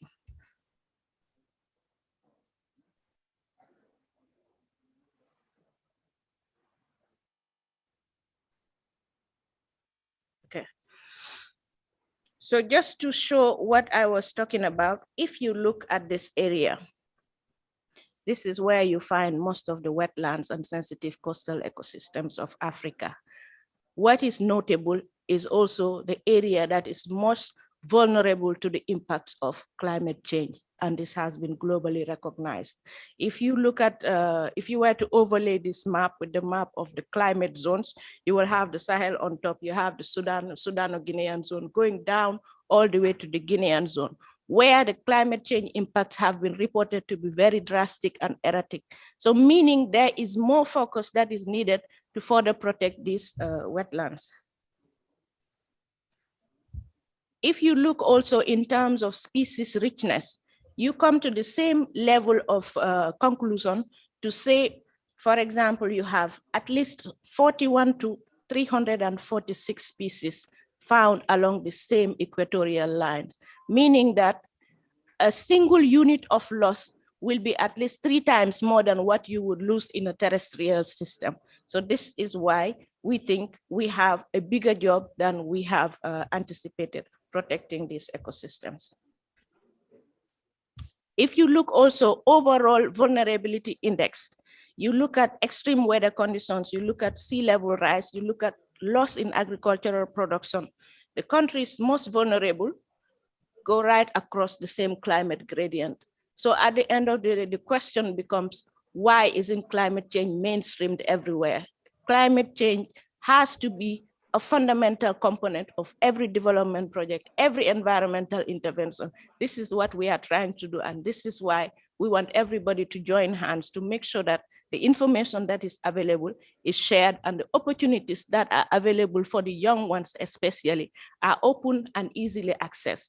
And that those who are active in conserving these sensitive ecosystems also have the platforms to be able to communicate all their results and see their impact in real life. So one can say there are a lot of problems when we talk about wetlands and coastal zones. However, we haven't lost the battle yet. We have done so many things. We have endorsed so many accords. Just to give an example, the Ramsar Convention, this is just one out of many. If you look at Africa, out of the 54 countries we have, 46 are signatory parties. This is not something small. This means that we already have the institutional setup to do what is necessary. We just need to extend our hands and make sure that our platform is open. So on the left, you will see all the contracting parties in Africa. Only 4 have not completed their contraction to the Ramsar Convention. And when you look at the map on the right, you will see that most of the countries in green have already a wetlands management policy in place. So this is good. We already have the foundation. We just need to know how to practicalize this and mainstream it into all of our interventions. So after having done all of this, one stands back and look at everything we have done to ensure sustainable use and management of sensitive coastal ecosystem. Where is the problem? Where are we going wrong? Or are we dealing with more threats than we have anticipated? Is it only climate change? Is it only uncontrolled industrial development? Or are we dealing with ill-fitting policies or lack of scientific information? This is for us all to think about as a young generation, but also learning from the older generation. This is why we are thinking about this African platform for conservation, so that we can continue to protect sensitive ecosystems like the seagrasses, the turtle nursery grounds, and the mangrove areas that support up to more than 45% of national populations in our West African coast. So moving forward, where are we going to focus on when we talk about the African platform for conservation and climate protection? What is the way forward? Is the western part of Africa going to learn from the northern part, or is the East going to learn from the South? Or are we going to combine all of our knowledge, all of our expertise, and all of the funding that is available for us to make sure that scientific information is credible and is utilizable and accessible by all? Do we try and make sure that there is a harmonization process for the conservation of all our ecosystems? At Wetlands International Africa, we have been working on this since I joined. They've already been working on it before I joined them. But one of the key things we try to do is to make sure that the management strategies are harmonized along the coastal zone. So say you are from Cabo Verde, or you are from Guinea, Guinea-Bissau, Mauritania, all along the Western Atlantic coast, we try to harmonize the coastal zone management tools. We try to harmonize the protection and monitoring of these sites. This is important, but how do we continue to do this, taking into account the impacts of occurrences like the COVID pandemic? How do we ensure sustainable funding, but eventually, how do we make sure that we have the appropriate policies that are informed by credible scientific information, policies that can help us adapt to the impacts of climate change without having to adapt to the adaptation itself? Because we've seen in several countries where you would have an adaptation strategy and then it brings another conservation bottleneck. This is because of the lack of scientific basis. And we are hoping with this African platform for conservation and climate change, we can come to a harmonized way of feeding our policies. So in a sense, we need more effort. The African platform for conservation and climate protection, as most of you have received in the concept note, is here to bring together the alumni from the Alexander von Humboldt with relevant actors in order to share current knowledge and perspectives for conservation and climate protection. Because as Judith said, they are not investing in your research, but they are investing in you as an individual. That is someone who has given you their full trust and full belief without any conditions. So this gives a chance for all of us to realize our potential without fear of failure or being neglected later on, because it's a lifetime support. So using this platform, we would like to set up a global network of young leaders to provide more options for capacity building of African scientists, to set up an expert network for promoting conservation best practices, but most important and relevant to today's sitting, to kick off a global discussion on science policy interface. Where have we gone wrong and where are we headed? This is the goal of this meeting, to start the discussion process and make sure everybody has an active involvement. So we ask again, how? And this is something I am not going to answer as an individual, or Wetlands is going to answer as an institution, but we all decide together as representation, as representative of various stakeholders around all corners of the world and around the expert areas of Africa. So that sounds exciting. Hopefully we'll get to have a very productive session in the afternoon, trying to come up with an action plan on how to move forward. So putting things in motion for the long term, we want to be able to have an intergenerational exchange mechanism, which is put in place to strengthen leadership role. Every one of us has heard about intergenerational gap. How do we bridge this gap? When we look at the older generation, maybe they have the experience needed, they have the patience, but do they have the current knowledge? And we look at the new generation, we've got our doctorates, we've got all the technological know-how, but do we have the discipline required?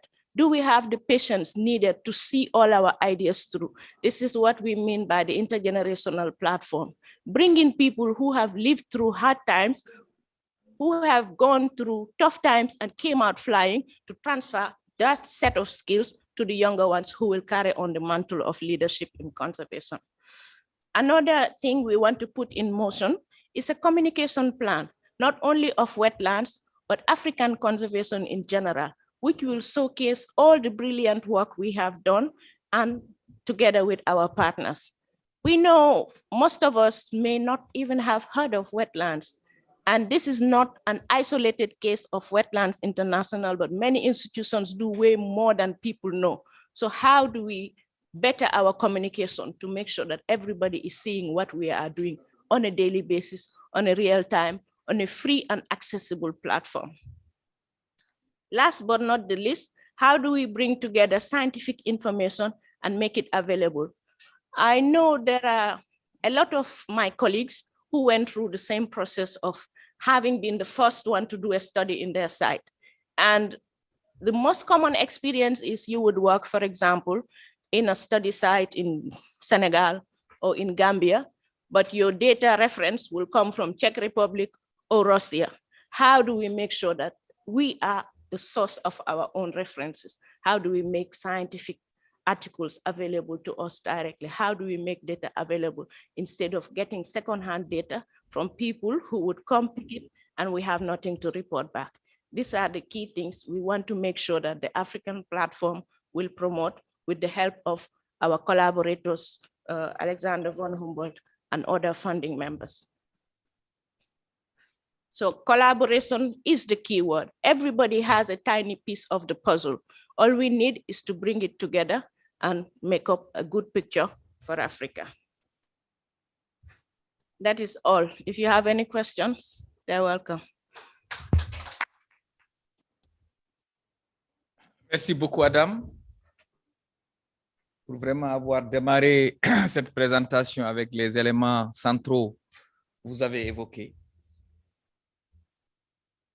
Le rôle de Wetlands International, l'historique, et les nouveaux thèmes qui sont développés au niveau de Wetlands International, qui est un peu comme l'ensemble des partenaires ou des organisations partenaires. Et vraiment, les résultats obtenus, les initiatives au niveau régional, sous-régional et global, la Convention de Ramsar, la Convention de Bonn et les autres accords sur les écosystèmes, sur les habitats, sur les espèces. L'un des écosystèmes phares où beaucoup de nos jeunes chercheurs sont impliqués actuellement, c'est les herbiers marins, qui n'étaient pas connus avant. Il y a la mangrove qui est vraiment incontournable, bien sûr, où Wetlands a des outils, a des capacités et une expertise avérée au niveau de la région. Et à cela, maintenant, s'ajoutent les herbiers marins qui sont devenus également des écosystèmes connus. Et malgré tout ça, il y a des gaps majeurs. La communication, le partage de l'information, les éléments de changement climatique qui sont souvent ignorés dans le dispositif. Et comment arriver à faire de sorte que tous les partenaires, que tous les chercheurs, que toutes les initiatives puissent avoir un cadre de concertation avéré pour pouvoir discuter, améliorer, regarder comment on partage l'information. Et de là, certainement, on va aller plus loin. Et chacun a son morceau, a son rôle à jouer. Et je crois qu'ensemble, avec les chercheurs actuellement, avec les jeunes, avec les anciens, avec les institutions partenaires, on peut trouver vraiment des plateformes où on peut vraiment, avec le support de nos partenaires comme Humboldt Foundation, pour arriver à trouver vraiment quelque chose de consistant, non seulement dans la région, mais au niveau global. Je crois que c'est sur cette note que Adam a invité les gens à vraiment revoir comment arriver à développer quelque chose de consistant en termes de voir les gaps, les aspects de changement climatique, bien que la conservation soit de taille, ont été définis, mais il est important d'arriver sur des choses concrètes, qu'à la sortie de cette rencontre, qu'on puisse être à l'aise pour les étapes futures. Est-ce que vous avez des questions? Certainement, vous en avez pour Adam. Oui, Ibrahima? Merci. Je me représente Ibrahim Hama, responsable communication pour Wetlands. Donc, pas exactement une question, mais peut-être une contribution, un rajout sur ce qu'Adam a dit. Je pense qu'on côtoie la réalité du terrain chaque jour, mais je pense qu'elle a mentionné un aspect important qui est le fait qu'il y a une situation qu'on n'arrive pas à comprendre. C'est-à-dire qu'il y a une offre, il y a une demande, mais on ne sait pas pourquoi ça ne va pas ensemble. Qu'est-ce que je veux dire? C'est-à-dire que sur le terrain, on voit qu'il y a ces besoins de recherche. Parce qu'il y a beaucoup de choses aujourd'hui sur lesquelles il n'y a que la science et la recherche qui peut permettre ou aider les praticiens aujourd'hui à comprendre ou à anticiper certaines situations en termes de conservation, en termes d'adaptation. De l'autre côté, on sait qu'il y a pas mal de chercheurs, qu'ils soient juniors ou seniors, qui ont besoin aussi de ce terrain de travail, ce terrain de recherche. Au milieu, il y a des organisations comme nous et autres, Wetlands, qui sont là, qui font un travail au quotidien dans lequel ils ont besoin aussi d'avoir ces chercheurs avec eux. Mais aujourd'hui, on se rend compte que c'est comme s'il y a un dialogue de sourds, il y a quelque chose qui ne marche pas, je ne sais pas qu'est-ce qui manque. Pour être simple, j'ai l'impression qu'il y a la communication qui manque. Parce que si le besoin est là, l'offre est là, je ne vois pas ce qui peut empêcher que ça ne se rencontre pas. Donc, c'est juste pour dire que peut-être le travail qu'on aura tout à l'heure par rapport au plan d'action va être capital pour nous, Wetlands, mais aussi les organisations qui nous ressemblent, mais aussi pour toutes les parties prenantes qui sont dans cet atelier, dans cette réunion, que ce soit les chercheurs, que ce soit les fondations qui appuient comme nos amis de Humboldt. Je prononce difficilement. Donc, juste pour dire que quand même, c'est une réalité, c'est un fait qui est là, qui nous interpelle, nous tous. Et j'espère qu'au sortir de cet atelier, on aura un plan d'action qui va nous permettre de contribuer à aller au-delà de cette difficulté. Merci, mon colonel. C'était juste une contribution, pas une question. Merci. Merci, bien noté. Merci, Ibrahima, vraiment pour cette contribution qui est un élément central. La communication, c'est important. Et la synergie des actions, etc. Vraiment, ça, je crois que c'est un élément phare. Peut-être dans les discussions, ça reviendra dans les détails. Autre question, autre intervention, clarification. Oui, docteur. Docteur des espèces, comment elle a dit ça? Des espèces négligées. Je rejoins un peu ce qu'a dit votre responsable de communication. C'est la communication qui manque. Et effectivement, dans nos structures, c'est un peu compliqué. Et c'est partout, même au Sénégal. Il y a des choses peut-être qu'on fait tous ensemble et en même temps. Des fois, tu vois des articles qui se ressemblent. Tu vois des personnes qui travaillent sur les mêmes thématiques et qui ne se connaissent pas. Donc, cette plateforme vraiment doit être quelque chose qu'on doit partager pour mieux attirer d'autres acteurs. Parce que quand on parle de zones humides, ça nous interpelle, nous les universitaires. Il y a aussi les instituts ISE qui est à l'intérieur de l'université. Et pourtant, avec le laboratoire de botanique biodiversité, nous faisons les mêmes choses.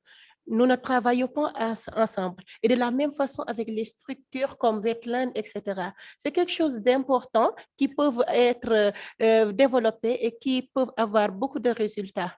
Donc, en même temps, j'en profite pour vous demander, est-ce que vous travaillez souvent dans le nord, dans la vallée du fleuve Sénégal? Parce que quand on dit zone humide, je me dis que là-bas aussi, il y a des problèmes. Quand on regarde l'occupation des sols, par exemple, là, on a des mares qui sont asséchées et il y a la biodiversité qui se perd de plus en plus. Et je me dis, est-ce que vous travaillez souvent dans le nord? Ok, merci beaucoup. Merci. Do you want me to respond? Thank you, Fatkine, for your contribution. Indeed, we agree communication is an issue. And in terms of where we work, we do work at the Fleuve Senegal. Not me exactly, but I think my colleague Mawad can tell us a little bit of our intervention around the Fleuve Senegal vers Saint-Louis. No?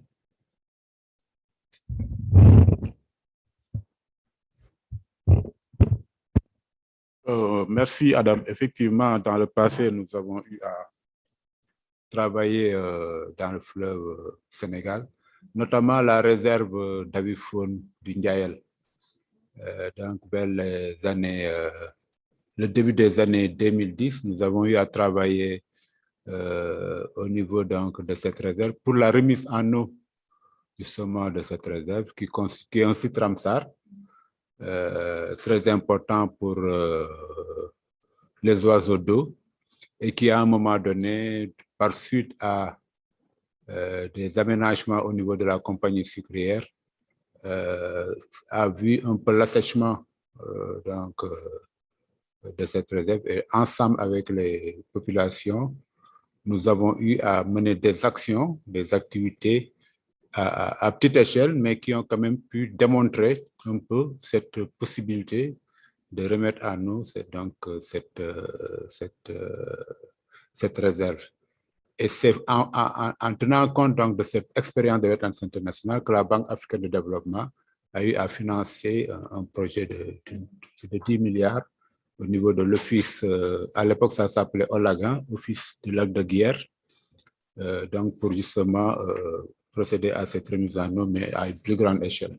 Et je crois que ça a été fait. Nous avons également eu un projet qu'on appelait Arcadia, Arctic to Africa, c'est ça, non? Donc, qui était essentiellement également consacré à la gestion de la biodiversité au niveau donc, du bas delta du fleuve Sénégal. Mais bon, comme vous savez, nous sommes une ONG qui travaille un peu avec des financements, donc un peu l'approche projet-programme, ce qui fait qu'une fois qu'un programme finit, nous sommes obligés d'être à la recherche de nous. Actuellement, nous sommes en train de travailler sur un nouveau programme pour le fleuve Sénégal. Comme nous avons actuellement, l'essentiel de nos financements, de nos activités est concentré sur la mangrove, et bon, notamment au niveau du delta du Saloum et de la Casamance. Mais nous espérons retourner un peu au niveau du delta du fleuve Sénégal. Et là-bas aussi, nous avons même un protocole d'accord avec l'Université de Saint-Louis, dans le cadre de ces recherches-là. Voilà ce que je voulais dire. Peut-être le colonel peut dire davantage sur Arcadia, hein, puisqu'il a eu aussi à travailler sur ce projet-là. Merci. Merci, directeur. Vraiment, dans le Nord, c'est important et fondamental, surtout quand vous parlez des espèces d'eau douce avec le nénuphar, etc. et tout ça, qui sont des éléments de taille. Wetlands International a travaillé avec les partenaires, les parcs nationaux pour la restauration des milieux. Il a parlé du projet. Et l'autre aspect également, je ne reviens pas sur ça, le Nord, les gens sont très actifs avec les conventions avec l'OMVS pour être sûr de pouvoir régler. Mais ce qui est intéressant maintenant, c'est au niveau de la communication entre universités et Wetlands. Ça n'a jamais eu lieu avant, parce que les universités étaient localisées là-bas, isolées. Les Wetlands ou les organisations partenaires n'avaient pas une communication. Maintenant, il y a un pont entre les facultés. Je parle de l'Institut des sciences de l'environnement, des trucs halieutiques, laboratoire de botanique. On commence et vous êtes là. Sinon, on aurait invité un mécanicien à la place. Donc, vraiment, je crois que ça commence déjà à donner les fruits. Donc, les jeunes chercheurs qui sont maintenant dans les compétences ou dans les programmes de Wetlands, tout le monde est parti en stage également. Je crois que ça, c'est un déclic. Notre plateforme va permettre d'huiler. C'est déjà sur les rails, je suis certain qu'à la sortie d'ici, et surtout le suivi. Et je suis content de savoir que Adam, elle est vraiment très discrète dans ça, mais elle est en train de pousser fort. C'est à cause de ça qu'elle est docteur, de toute façon. Donc, vraiment, elle est en train de faire beaucoup d'efforts. Nous avons des mains levées. Nous allons également essayer de donner. Oui, madame, au niveau de l'Angleterre. Madagascar, Angleterre. Sophie. Sophie. Thank you. Yes. Yes, thank you. Please excuse me for my poor knowledge about wetlands, but I would like to know more what are wetlands and why is it so important to protect them, to look after them from human activities, changing climate, or any danger. And the last question is, what is that Ramsar Convention? Could you tell me more? What was it about? Thank you. You want, or I can go? Yes, thank you very much indeed, because He's I am very happy really, about that. I am jumping up when you say about what does it mean wetlands and wow, wetlands are important. And mainly when you ask about Ramsar Convention, I was just in this network for the last 20 years. I think one of the key ecosystems are wetlands. They are the most productive in the world. Whatever is wetlands. I'm just talking about mangrove, and we are talking about climate change now, the sequestration of the carbon, sequestration. About everything is linked to wetlands. Wetlands International has been in the first time be involved in the waterbird monitoring, which is some indicator about the health of wetlands. From there, they have moved to communities and to ecosystems annexes, which was important. We can't say anything because all the water purification, the services and the importance of wetlands, we need another month for a workshop. If really we can allow funding for another workshop just to deal with wetlands, it will be grateful because it's a lot of issues to talk. Wetlands are everything. Wetlands International is an international organization which was focused on water bird monitoring. As you know, water birds are bioindicators for the health of wetlands, how we can see the importance of wetlands linked to the indicators. Water birds are the key indicators, and the role ecologically and biologically they are playing, it's more than what is known really. And from there, they have moved to the ecosystems.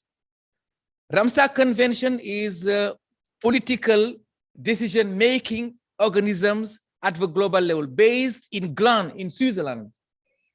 For global, the whole world is, when a country is coming to sign or to be in Ramsar Convention, it has to designate one site which is internationally important. Why it is important? First of all, in 1971, it has to get 1% of a bird population linked to wetlands water birds, or to have 20,000 individuals of one population of birds. Ramsar Convention is the ministers who are sitting on there, who are representing the country. They never count the birds. The one who are the scientific arms of Ramsar Conventions are the IUCN, Wetlands International, BirdLife International, and WWF. They are advanced scientific organizations. And the Ramsar Convention, they was just saying birds or wetlands of importance linked to birds. But after that, they go to fish. After that, they went to otter habitats, and then they go to culture. It is something which also the organization, partner organizations are moving to support them.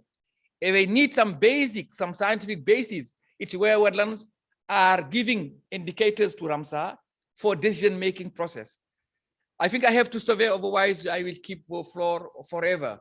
Let's move over on. We can discuss by email. I can refer also to the other for just more comprehensive. I think I need to contextualize a little bit for Sophie. Since she's coming from the Climate Protection Initiative, maybe she will understand also the context of the climate protection role of wetlands. When people use ecosystems, for instance, they are attracted by the resources that are provided by this ecosystem. So if you look at Africa, for instance, the coastal areas are the most inhabited areas. because it has a diverse range of services and functions that it produces as opposed to the terrestrial area. So you look in, for instance, when we talk about climate protection, the question of carbon sequestration comes, the question of carbon capture comes into play for the reduction of greenhouse gases. So the potential for carbon storage in a wetlands is at least 3 times more efficient than in the terrestrial zone. So this is why we look at it as an area that is worth protecting, because one unit will perform 3 times more when it comes to climate protection than a conventional terrestrial zone. And you look at the dependence by various populations through various sectors that it is supporting. If it is freshwater wetlands, it's supporting agriculture. If it is estuarine, it's supporting tourism, it's supporting fisheries, and it's supporting agriculture at the same time. So this is why we are favoring wetlands, but it is not independent. There's still a connection with other ecosystems. So this is the reason. We have another hand. Yes.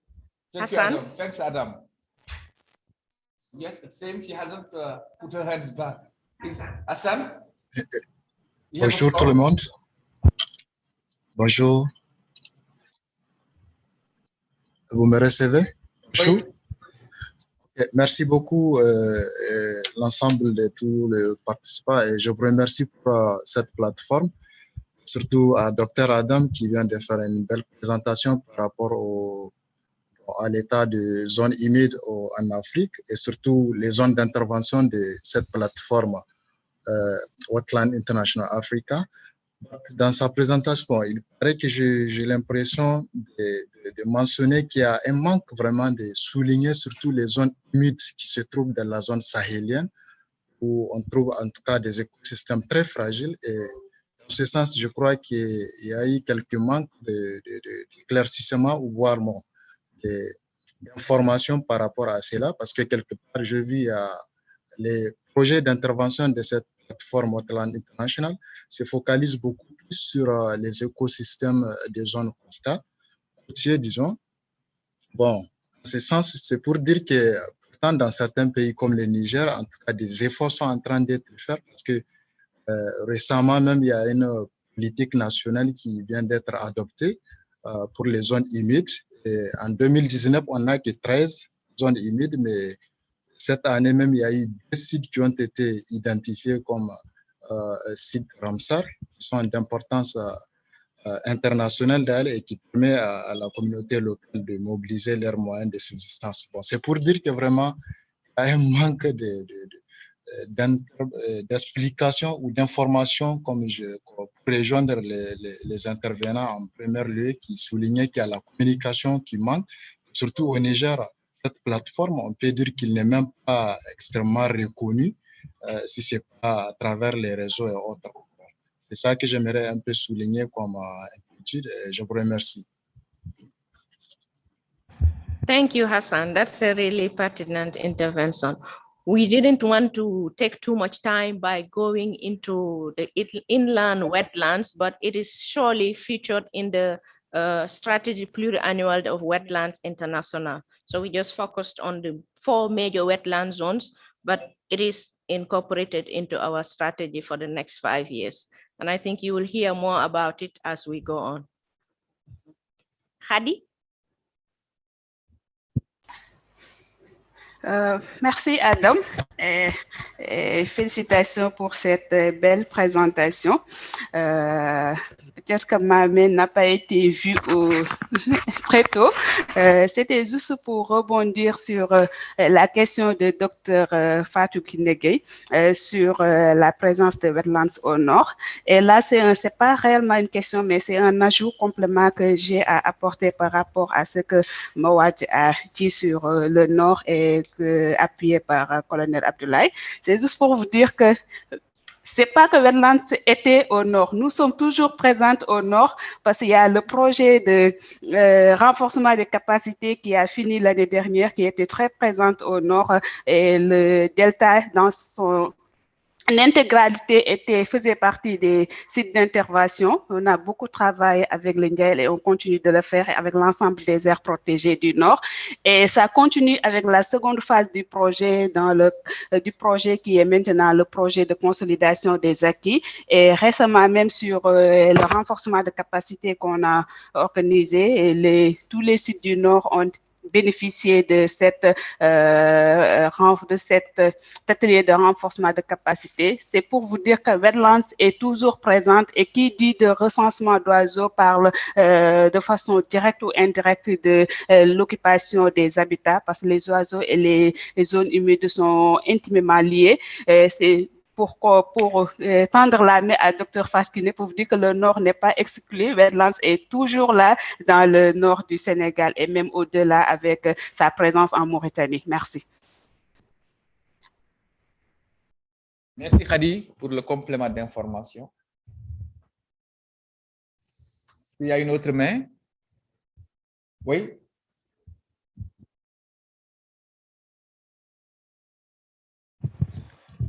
Bonjour. Merci. Je suis Mbagnick Faye, chargé de cours à l'Université Cheikh Anta Diop de Dakar au département de géographie. Voilà, merci Dr Adam Cissé de votre exposé. Très édifiant, mais également la qualité surtout de l'exposé sur les écosystèmes marins. En fait, vous avez expliqué le nœud du problème concernant surtout les travaux scientifiques, mais la collaboration entre Wetlands et l'université. Mais il faut noter également qu'il y a un problème de collaboration entre les universitaires parce que, bon, nous sommes à l'université et depuis pas mal de temps, nous notons ce problème-là entre les professeurs. Et comme vous l'avez dit, Madame Gay, quand même, avec cette nouvelle génération, il y a quand même un changement de tendance. Nous voyons que, en fait, il y a une collaboration maintenant entre les différentes facultés, mais également entre les différents départements. Voilà. En ce qui concerne les écosystèmes, surtout sur le littoral, moi je suis continental entre guillemets, c'est-à-dire j'interviens le plus sur le continent, les impacts du changement climatique sur l'environnement, mais également sur les activités agricoles. Néanmoins, j'ai fait pas mal de travaux sur le littoral avec des chercheurs, notamment dans les îles de Saloum. En dehors de la communication que vous avez soulevée tout à l'heure, il y a également un problème crucial que nous constatons dans cette partie du Sénégal, surtout en ce qui concerne les projets. L'accent est surtout mis sur la quantification, c'est-à-dire les actions qui sont menées dans cette partie. Parfois, on parle de nombre d'hectares boisés, l'argent investi, mais il y a un problème de suivi. Il est important quand même, quand on investit, de pouvoir faire le suivi de ce qu'on a investi. Quand même, essayer de voir est-ce qu'on a atteint les résultats escomptés. Malheureusement, tel n'est pas le cas. D'autres problèmes également, c'est la communication entre les chercheurs et la population locale. Parce que le projet, il y a des experts qui l'animent, qui interviennent, qui descendent sur le terrain, mais aussi on doit noter l'implication, surtout marquer l'implication de la population, qui vont assurer le suivi de ces activités-là. Malheureusement, dans pas mal de projets, il n'y a pas de suivi. Dès que les experts repartent sur Dakar ou bien dans les lieux qui sont affectés, malheureusement, la population laisse tomber le suivi. Et ça, c'est un autre problème. En dehors de cela également, j'ai fait des études sur les îles de Saloum. Je voudrais savoir, maintenant c'est une question. Dans cette partie, en fait, j'ai enregistré, j'ai relevé ou bien j'ai noté pas mal de projets qui interviennent dans les îles de Saloum, surtout dans la réserve biosphère des îles de Saloum, comme le projet Fjord, il y a Wame, il y a également Pagerna, mais en fait, je n'ai pas vu Wetland. Est-ce que vous intervenez dans les îles de Saloum, Madame Sissi?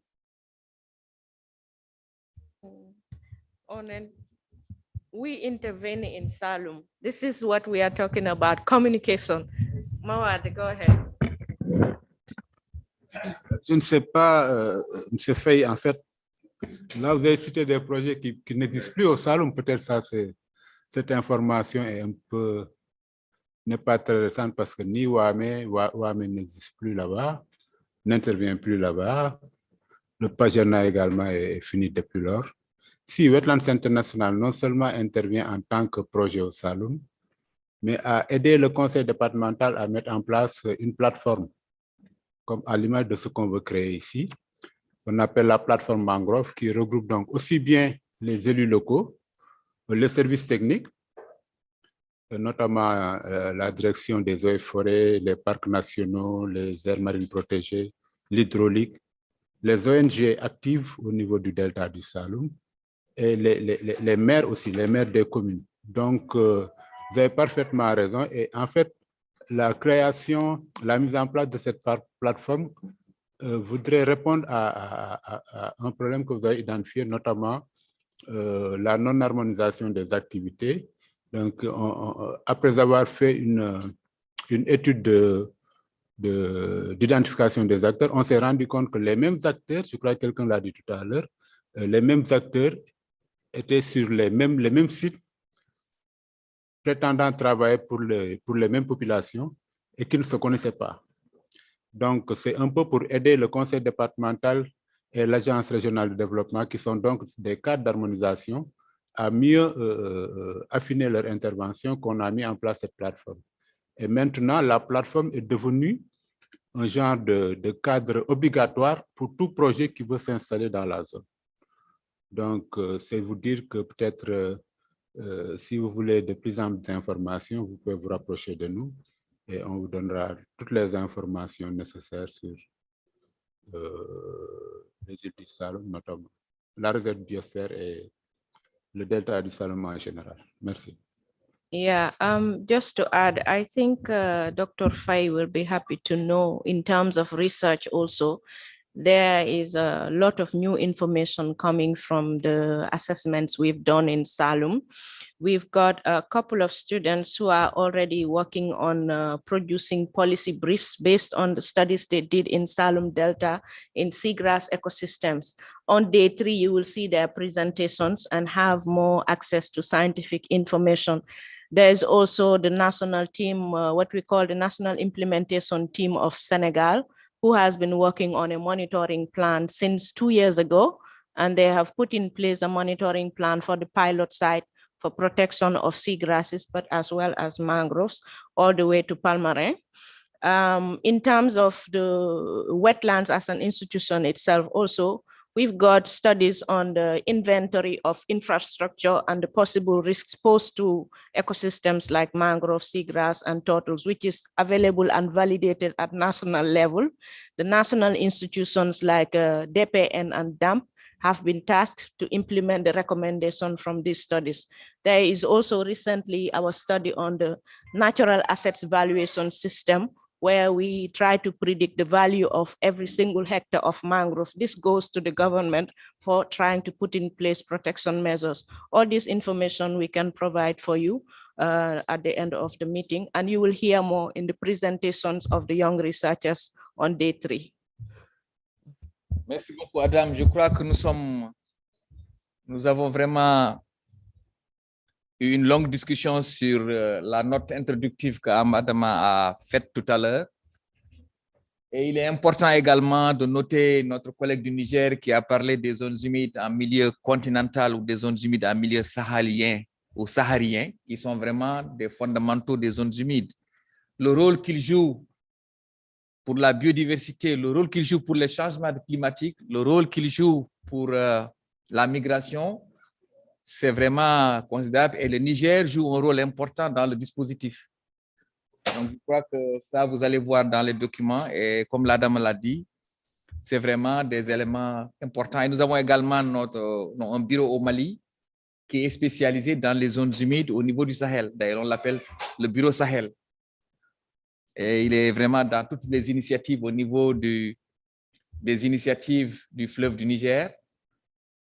Il est membre actif et je sais que ces volets de zones humides en milieu continental, pour être très bref, sont prises en compte dans le dispositif. Merci encore pour le rappel. Nous avons un peu eu de débordement parce que notre collègue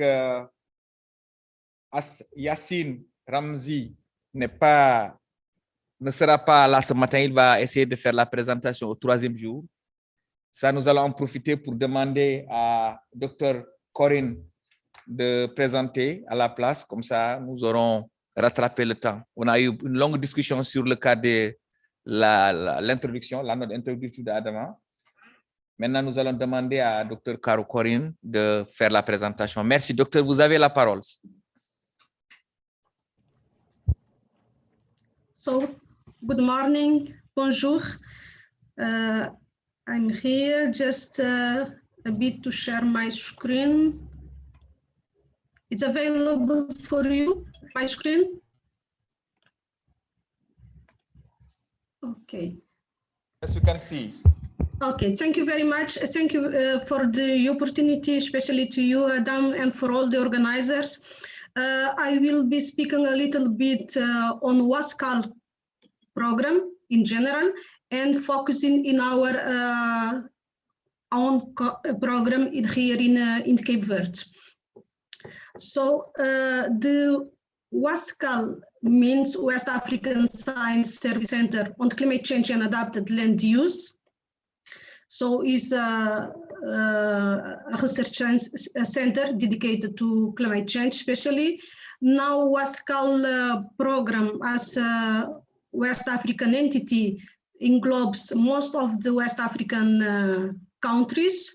Cape Verde was the last one to join. So in total, we have 11 of the 15 West African countries. And in the near future, we hope that all the West African countries will be part of WASCAL. This program is founded by the German Federal Ministry of Education and Research, and with contribution also of each country, and the headquarters is in Accra, in Ghana. So this program or this entity is split in 3 departments. Our program here in Cape Verde is is related to the capacity building department, so I will focus it more in this department. So in all 11 West African countries out of WASCAL, there is a school of in the WASCAL framework. So this at each 11 West African countries that is member of WASCAL, there are in total 12 universities. These universities state with WASCAL in Accra a memorandum of understanding, where they establish the responsibilities of each party to develop master programs or doctoral programs. So as I told you, at the moment there are 12 universities involved in Nigeria, and the other 10 in 10 West African countries. So here you have the different courses. Later I will let the link where you can get more information about each of this program. So focusing in our program, so we create in 2019. We start implementing it, the master program on climate change and marine science.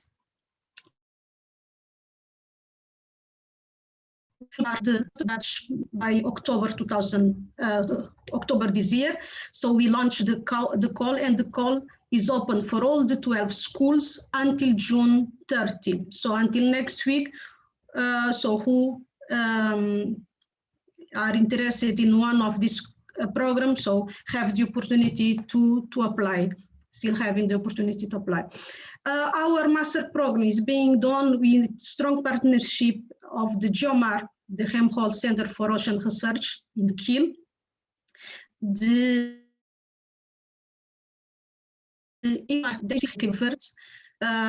Geomar and IMAR have a common center that we see here in this picture. That is the Ocean Science Center of Mindelo. That the idea, its mission is to be a platform for tropical marine research. So especially along the West African countries. And also some others institutions include University of Kiel that our main partners. I have to mention also the Tuning Institute in Hamburg that also constitute one of our main partners. So ATOL is an extensive and diverse network of collaborators. So as you see from different countries, and with this, so we receive students from, at the moment, we receive it from 30 countries in total. So this also is permitting us to create a network of young scientists in the near future.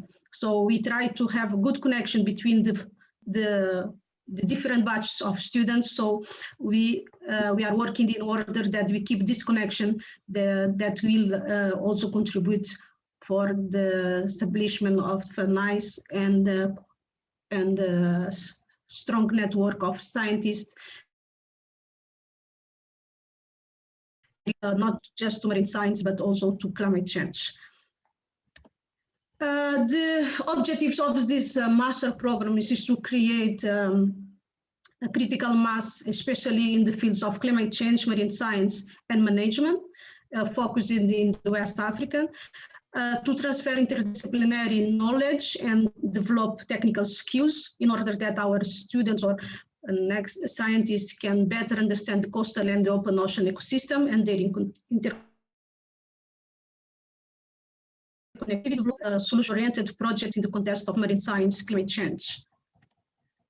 This program is have initially 3 months of English course, so with a diverse language in our region. So the course is developed in English. So they all have this upgrade in English in the first 3 months. After they start the by 3 different semesters, including theoretical and practical courses. And at the end, they have the opportunity to develop their master thesis. So usually they start with their master thesis proposal in the 3rd semester or earlier. So this course have a very strong component on practical. Our main practical opportunity is a shipboard training in a German research vessel. Unfortunately, due to the COVID situation, this year was cancelled, but we are working and was approved for the next 2 batch in the same boat, the Marian, and for the 3rd batch in the Polar Stream, that is another research vessel from Germany. So hopefully the next cruise will be happen and our students will have the opportunity. But of course, we didn't have the opportunity this year, so we carried a include in April a yacht from Max Planck Institute was here in Cape Verde waters, and they gave the opportunity to our students to join them for a small training and contact with marine environment and marine science in the fields. So here you see some experience in the field. So we put strong effort that this course have a large practical component, not in the field, but in the labs and also on the data gathering and processing. So at the first batch, we received 109 applicants. So was possible to, we selected one student, WASCAL finance, one student, found one student per country. So in total should be 11 students for each countries. But in addition, MAVA Foundation founded another student that do not belong to WASCAL member countries. Contributing, MAVA in this way is contributing to expand our impact larger than the WASCAL member countries. So for now we have students in the second batch, so we have received students also from Guinea, from Sierra Leone as well. So in total we have students from 13 West African member countries.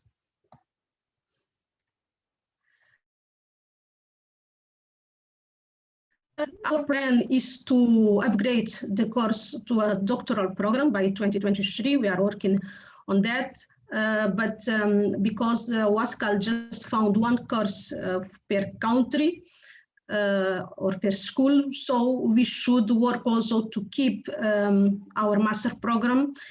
Besides, WASCAL will be, when we have the doctoral program, we'll be founding just the doctoral and not the master, but we will try to work in order that you can sustain both courses. So we applied, master program is being analyzing by the UN Ocean Decade to get the endorsement of the UN Ocean Decade as a project with their endorsement. So we are waiting for their analysis.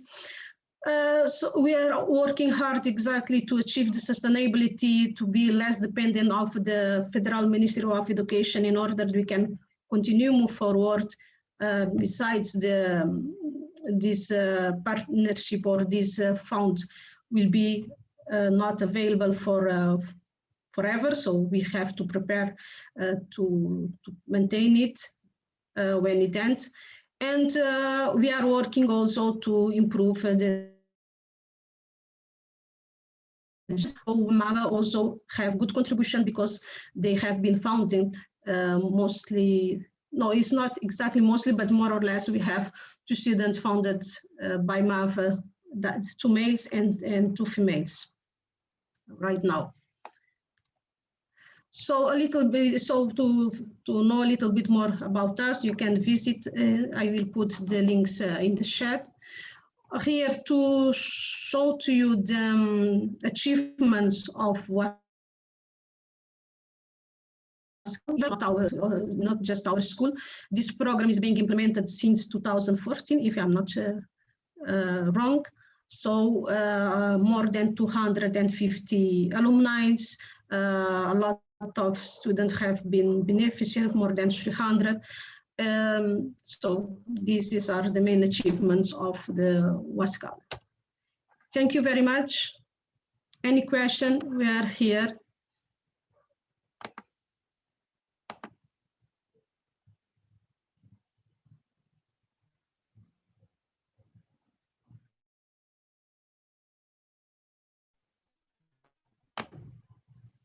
Merci beaucoup, vraiment, d'avoir expliqué ce programme très important. Et je sais qu'il y a beaucoup d'intérêt au niveau des pays.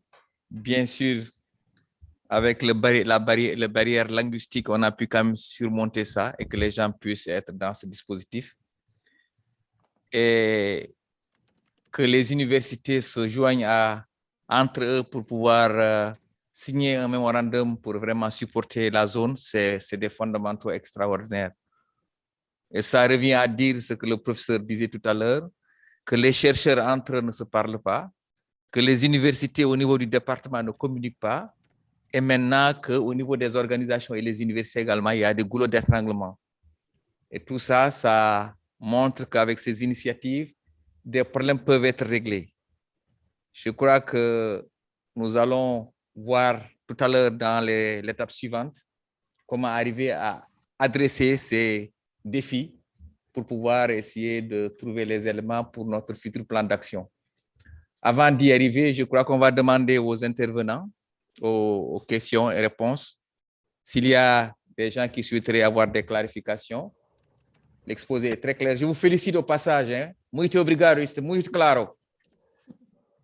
Et comme ça, ils vont essayer de poser des questions. Elle va répondre en attendant de faire le travail de groupe.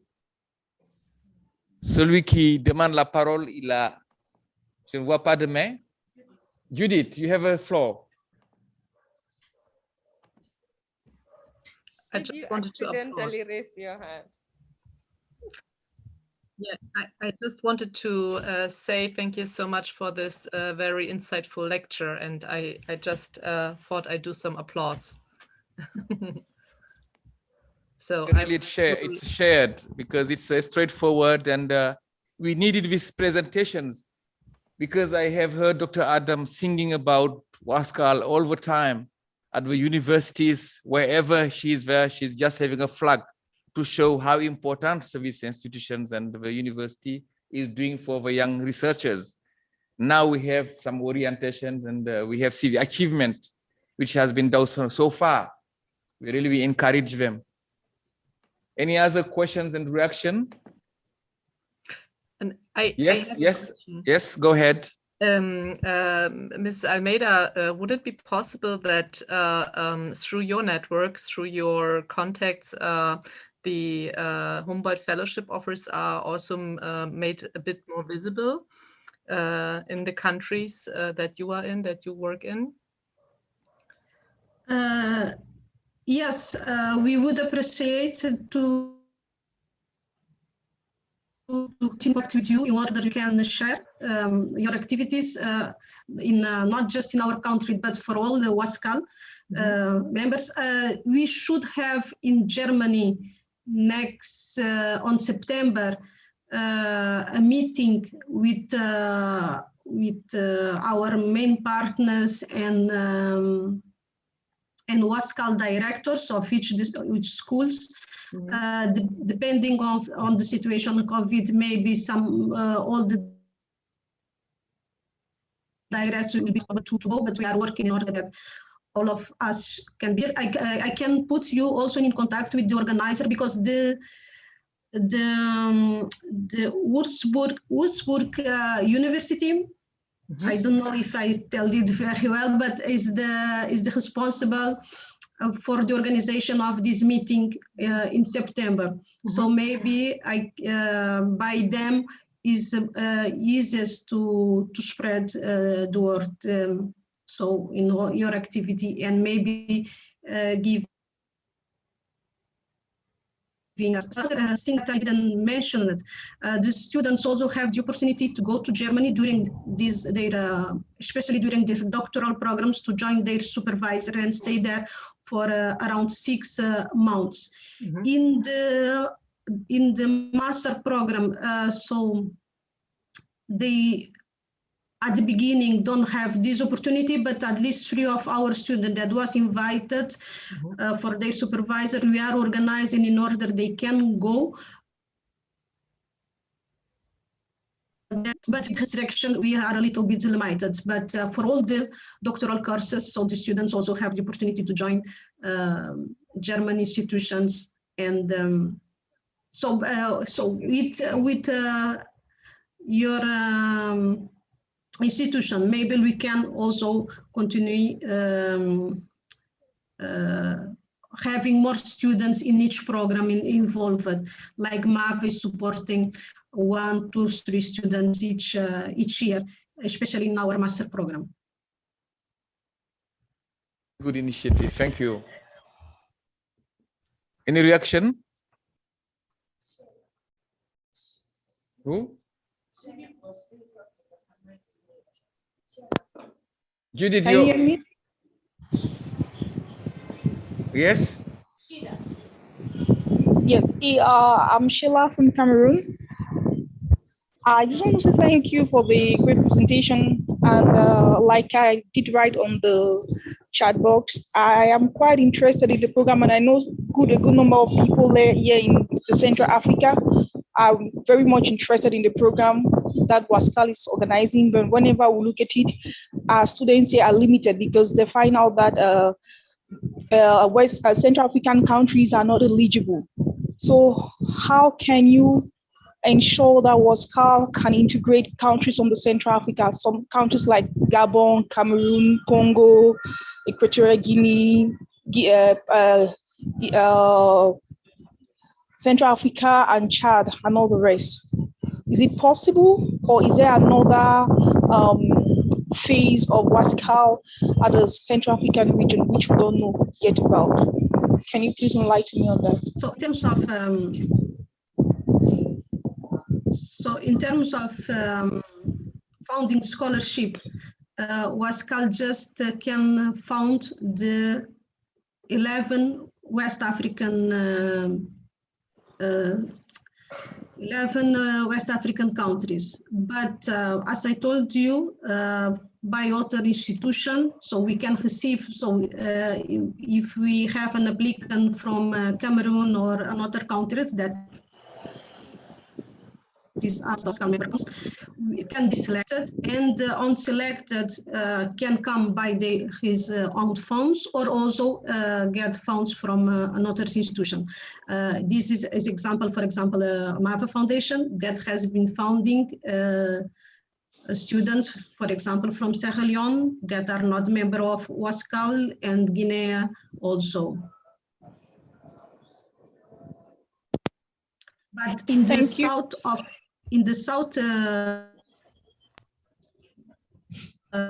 Central Africa, but in South Africa, there is a sister program that is SASCAL that includes six Austral African countries. I remember Angola, South Africa not, but Zimbabwe, if I'm not sure. But if you look for, I will put in the chat, SASCAL also include some South African countries. So if I may come in again, I understand that you can only fund 11 the student from the 11 member countries, and you give room, you can select a candidate from another country like Cameroon, but he or she will need to have fundings from, I don't know, look for fundings elsewhere.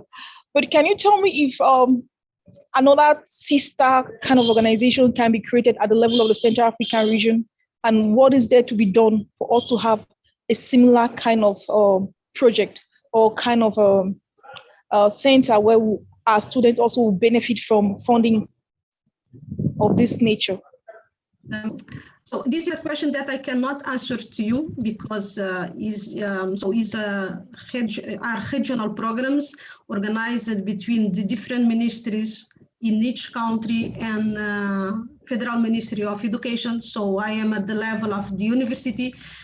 So I'm not sure if I don't know if there are plans to create new organization in other regions of Africa. I know there is these two. The larger one is Wascal.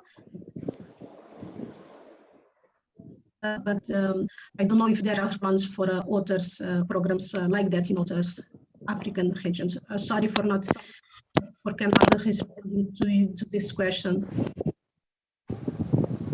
Okay, thank you. I think it's very important she raised the questions because at least she has been mentioned somewhere and somehow.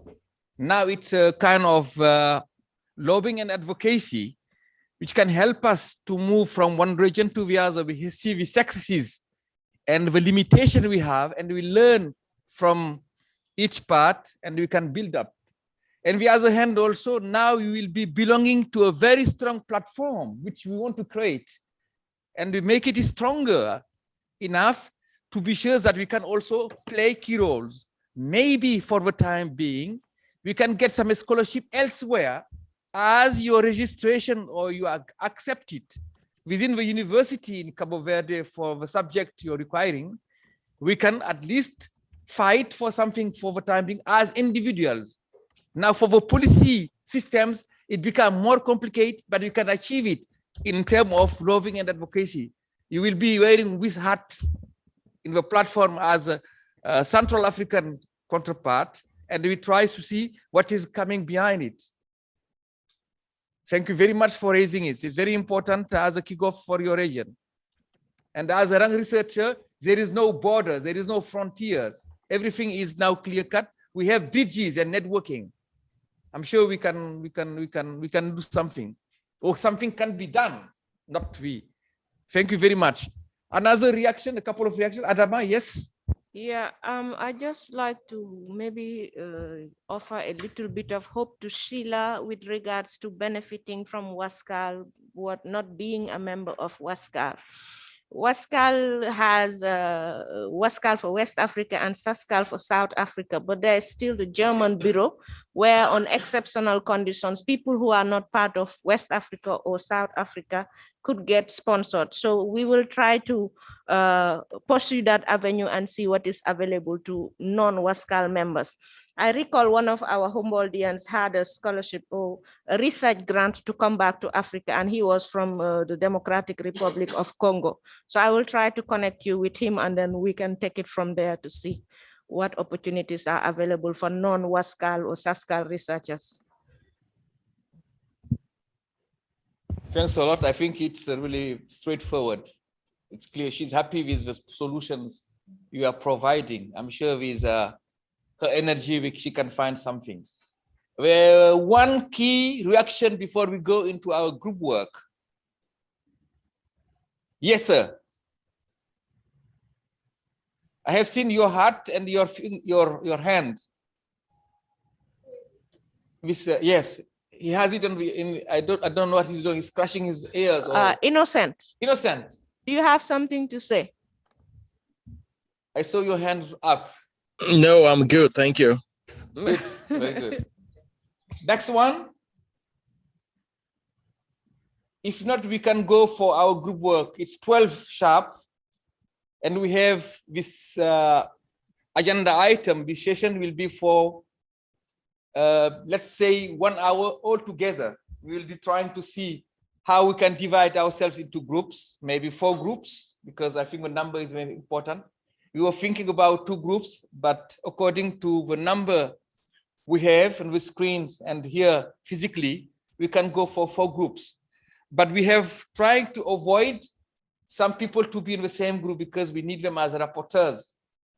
Maybe they are clever than the others, but for the time being, we want them as rapporteurs in the groups. I think you have names already. If I can remember, is Dr. Fai. He should not be, Dr. Aliou Fai, he should not be in the same group as Yahya Gay. Yahya Gay will be a rapporteur of one group. Aliou Fai will be another one. Khadi Gay, is it Khadi Gay? Khadi Gay will be a rapporteur. Fatou Kine, it's already there. Fatou Kine Gay is an Sanu. Sanu, as she is here physically with coffee breaks and everything, she will be a rapport of a physical address here. Yeah. And the other will be virtual ones. Thank you. Can you go for this session? If you're finished, can you lead this session, Amma? Thank you very much, Adam. Okay.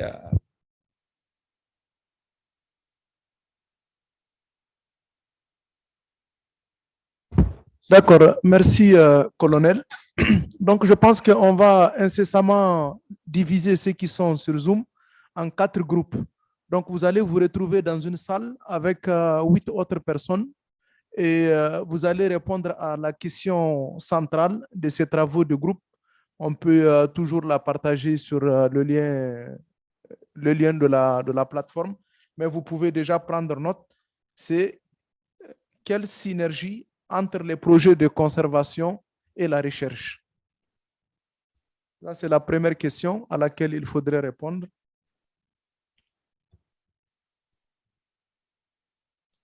Donc, je disais, quelle synergie entre les projets de conservation et les chercheurs ou bien et la recherche? Et ensuite, vous allez approfondir en essayant de répondre à la question quel acteur pour quel rôle? C'est-à-dire que les acteurs que vous avez identifiés, que ce soit les projets, autour des projets ou bien parmi les chercheurs, d'essayer de faire un exercice de quel acteur pour quel rôle. Et enfin, comme information additionnelle, vous allez essayer d'échanger sur quel mécanisme de collaboration entre les acteurs. Donc, si on peut avoir quelques idées. Donc, tout ça, ça va nous permettre d'avoir un draft de plan d'action sur lequel nous allons essayer de nous prononcer avant de nous quitter. Donc, ça va être la feuille de route, ou ça constituera la feuille de route de la mise en place de cette prochaine plateforme. D'accord, donc ce sont les 3 questions auxquelles, donc les noms que le colonel avait cités tantôt sont priés d'aider à prendre les notes dans les groupes pour faire la restitution après qu'ils aient fait les échanges dans les groupes. Donc je rappelle, Dr Alioune Gueye, Alioune Faye, sorry, Yahya Gueye de Wetlands, Khadi Gueye de Wiyako aussi, Fatou Kiné Gueye et Sanou Ndour. Donc ceux qui sont ici ensemble en présentiel constituent un groupe. Les autres, vous allez vous retrouver tout de suite dans des groupes virtuels, donc vous allez vous retrouver dans les salles. Bonne session et à tout à l'heure. C'est combien de minutes? On revient quand pour les organisateurs? C'est 1 hour. Donc, vous aurez ça pour 1 heure de temps. Et après, on va se retrouver en salle à 13 heures. Merci et bonne réflexion. À tout à l'heure. S'il vous plaît.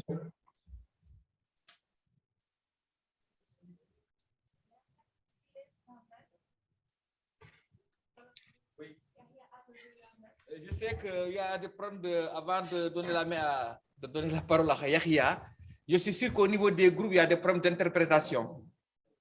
Je ne sais pas, parce que je crois qu'en plein air, c'est facile, mais dans les groupes, c'est un peu difficile. Heureusement que ceux qui vont prendre les notes vont aider également, peut-être dans les traductions un peu. Parce que c'est le groupe anglophone et francophone. Yahya, vous avez la parole. Oui, colonel, moi je ne suis pas dans le truc à 100%. Je vais demander donc à quelqu'un dans mon groupe de faire le truc là à ma place. Mais vous êtes très fort. Désolé pour ça. C'est qui vous avez choisi? Bon, je vais voir dans le groupe où je suis et puis je vais désigner quelqu'un. Je ne sais pas encore où je suis. Il faut désigner quelqu'un alors. Merci. Merci. Autre question, je crois que c'est clair. Hein? Je n'ose pas dire revenir carrément après 13 heures. On a fait semblant de revenir à 13 heures avant d'aller au déjeuner. On va prendre quelques minutes avant le déjeuner pour pouvoir faire juste le résumé avant d'aller dans le déjeuner. Si vous n'avez pas de questions particulières, on va split dans le groupe maintenant. Ils ne sont plus là. OK. Ils sont partis, hein?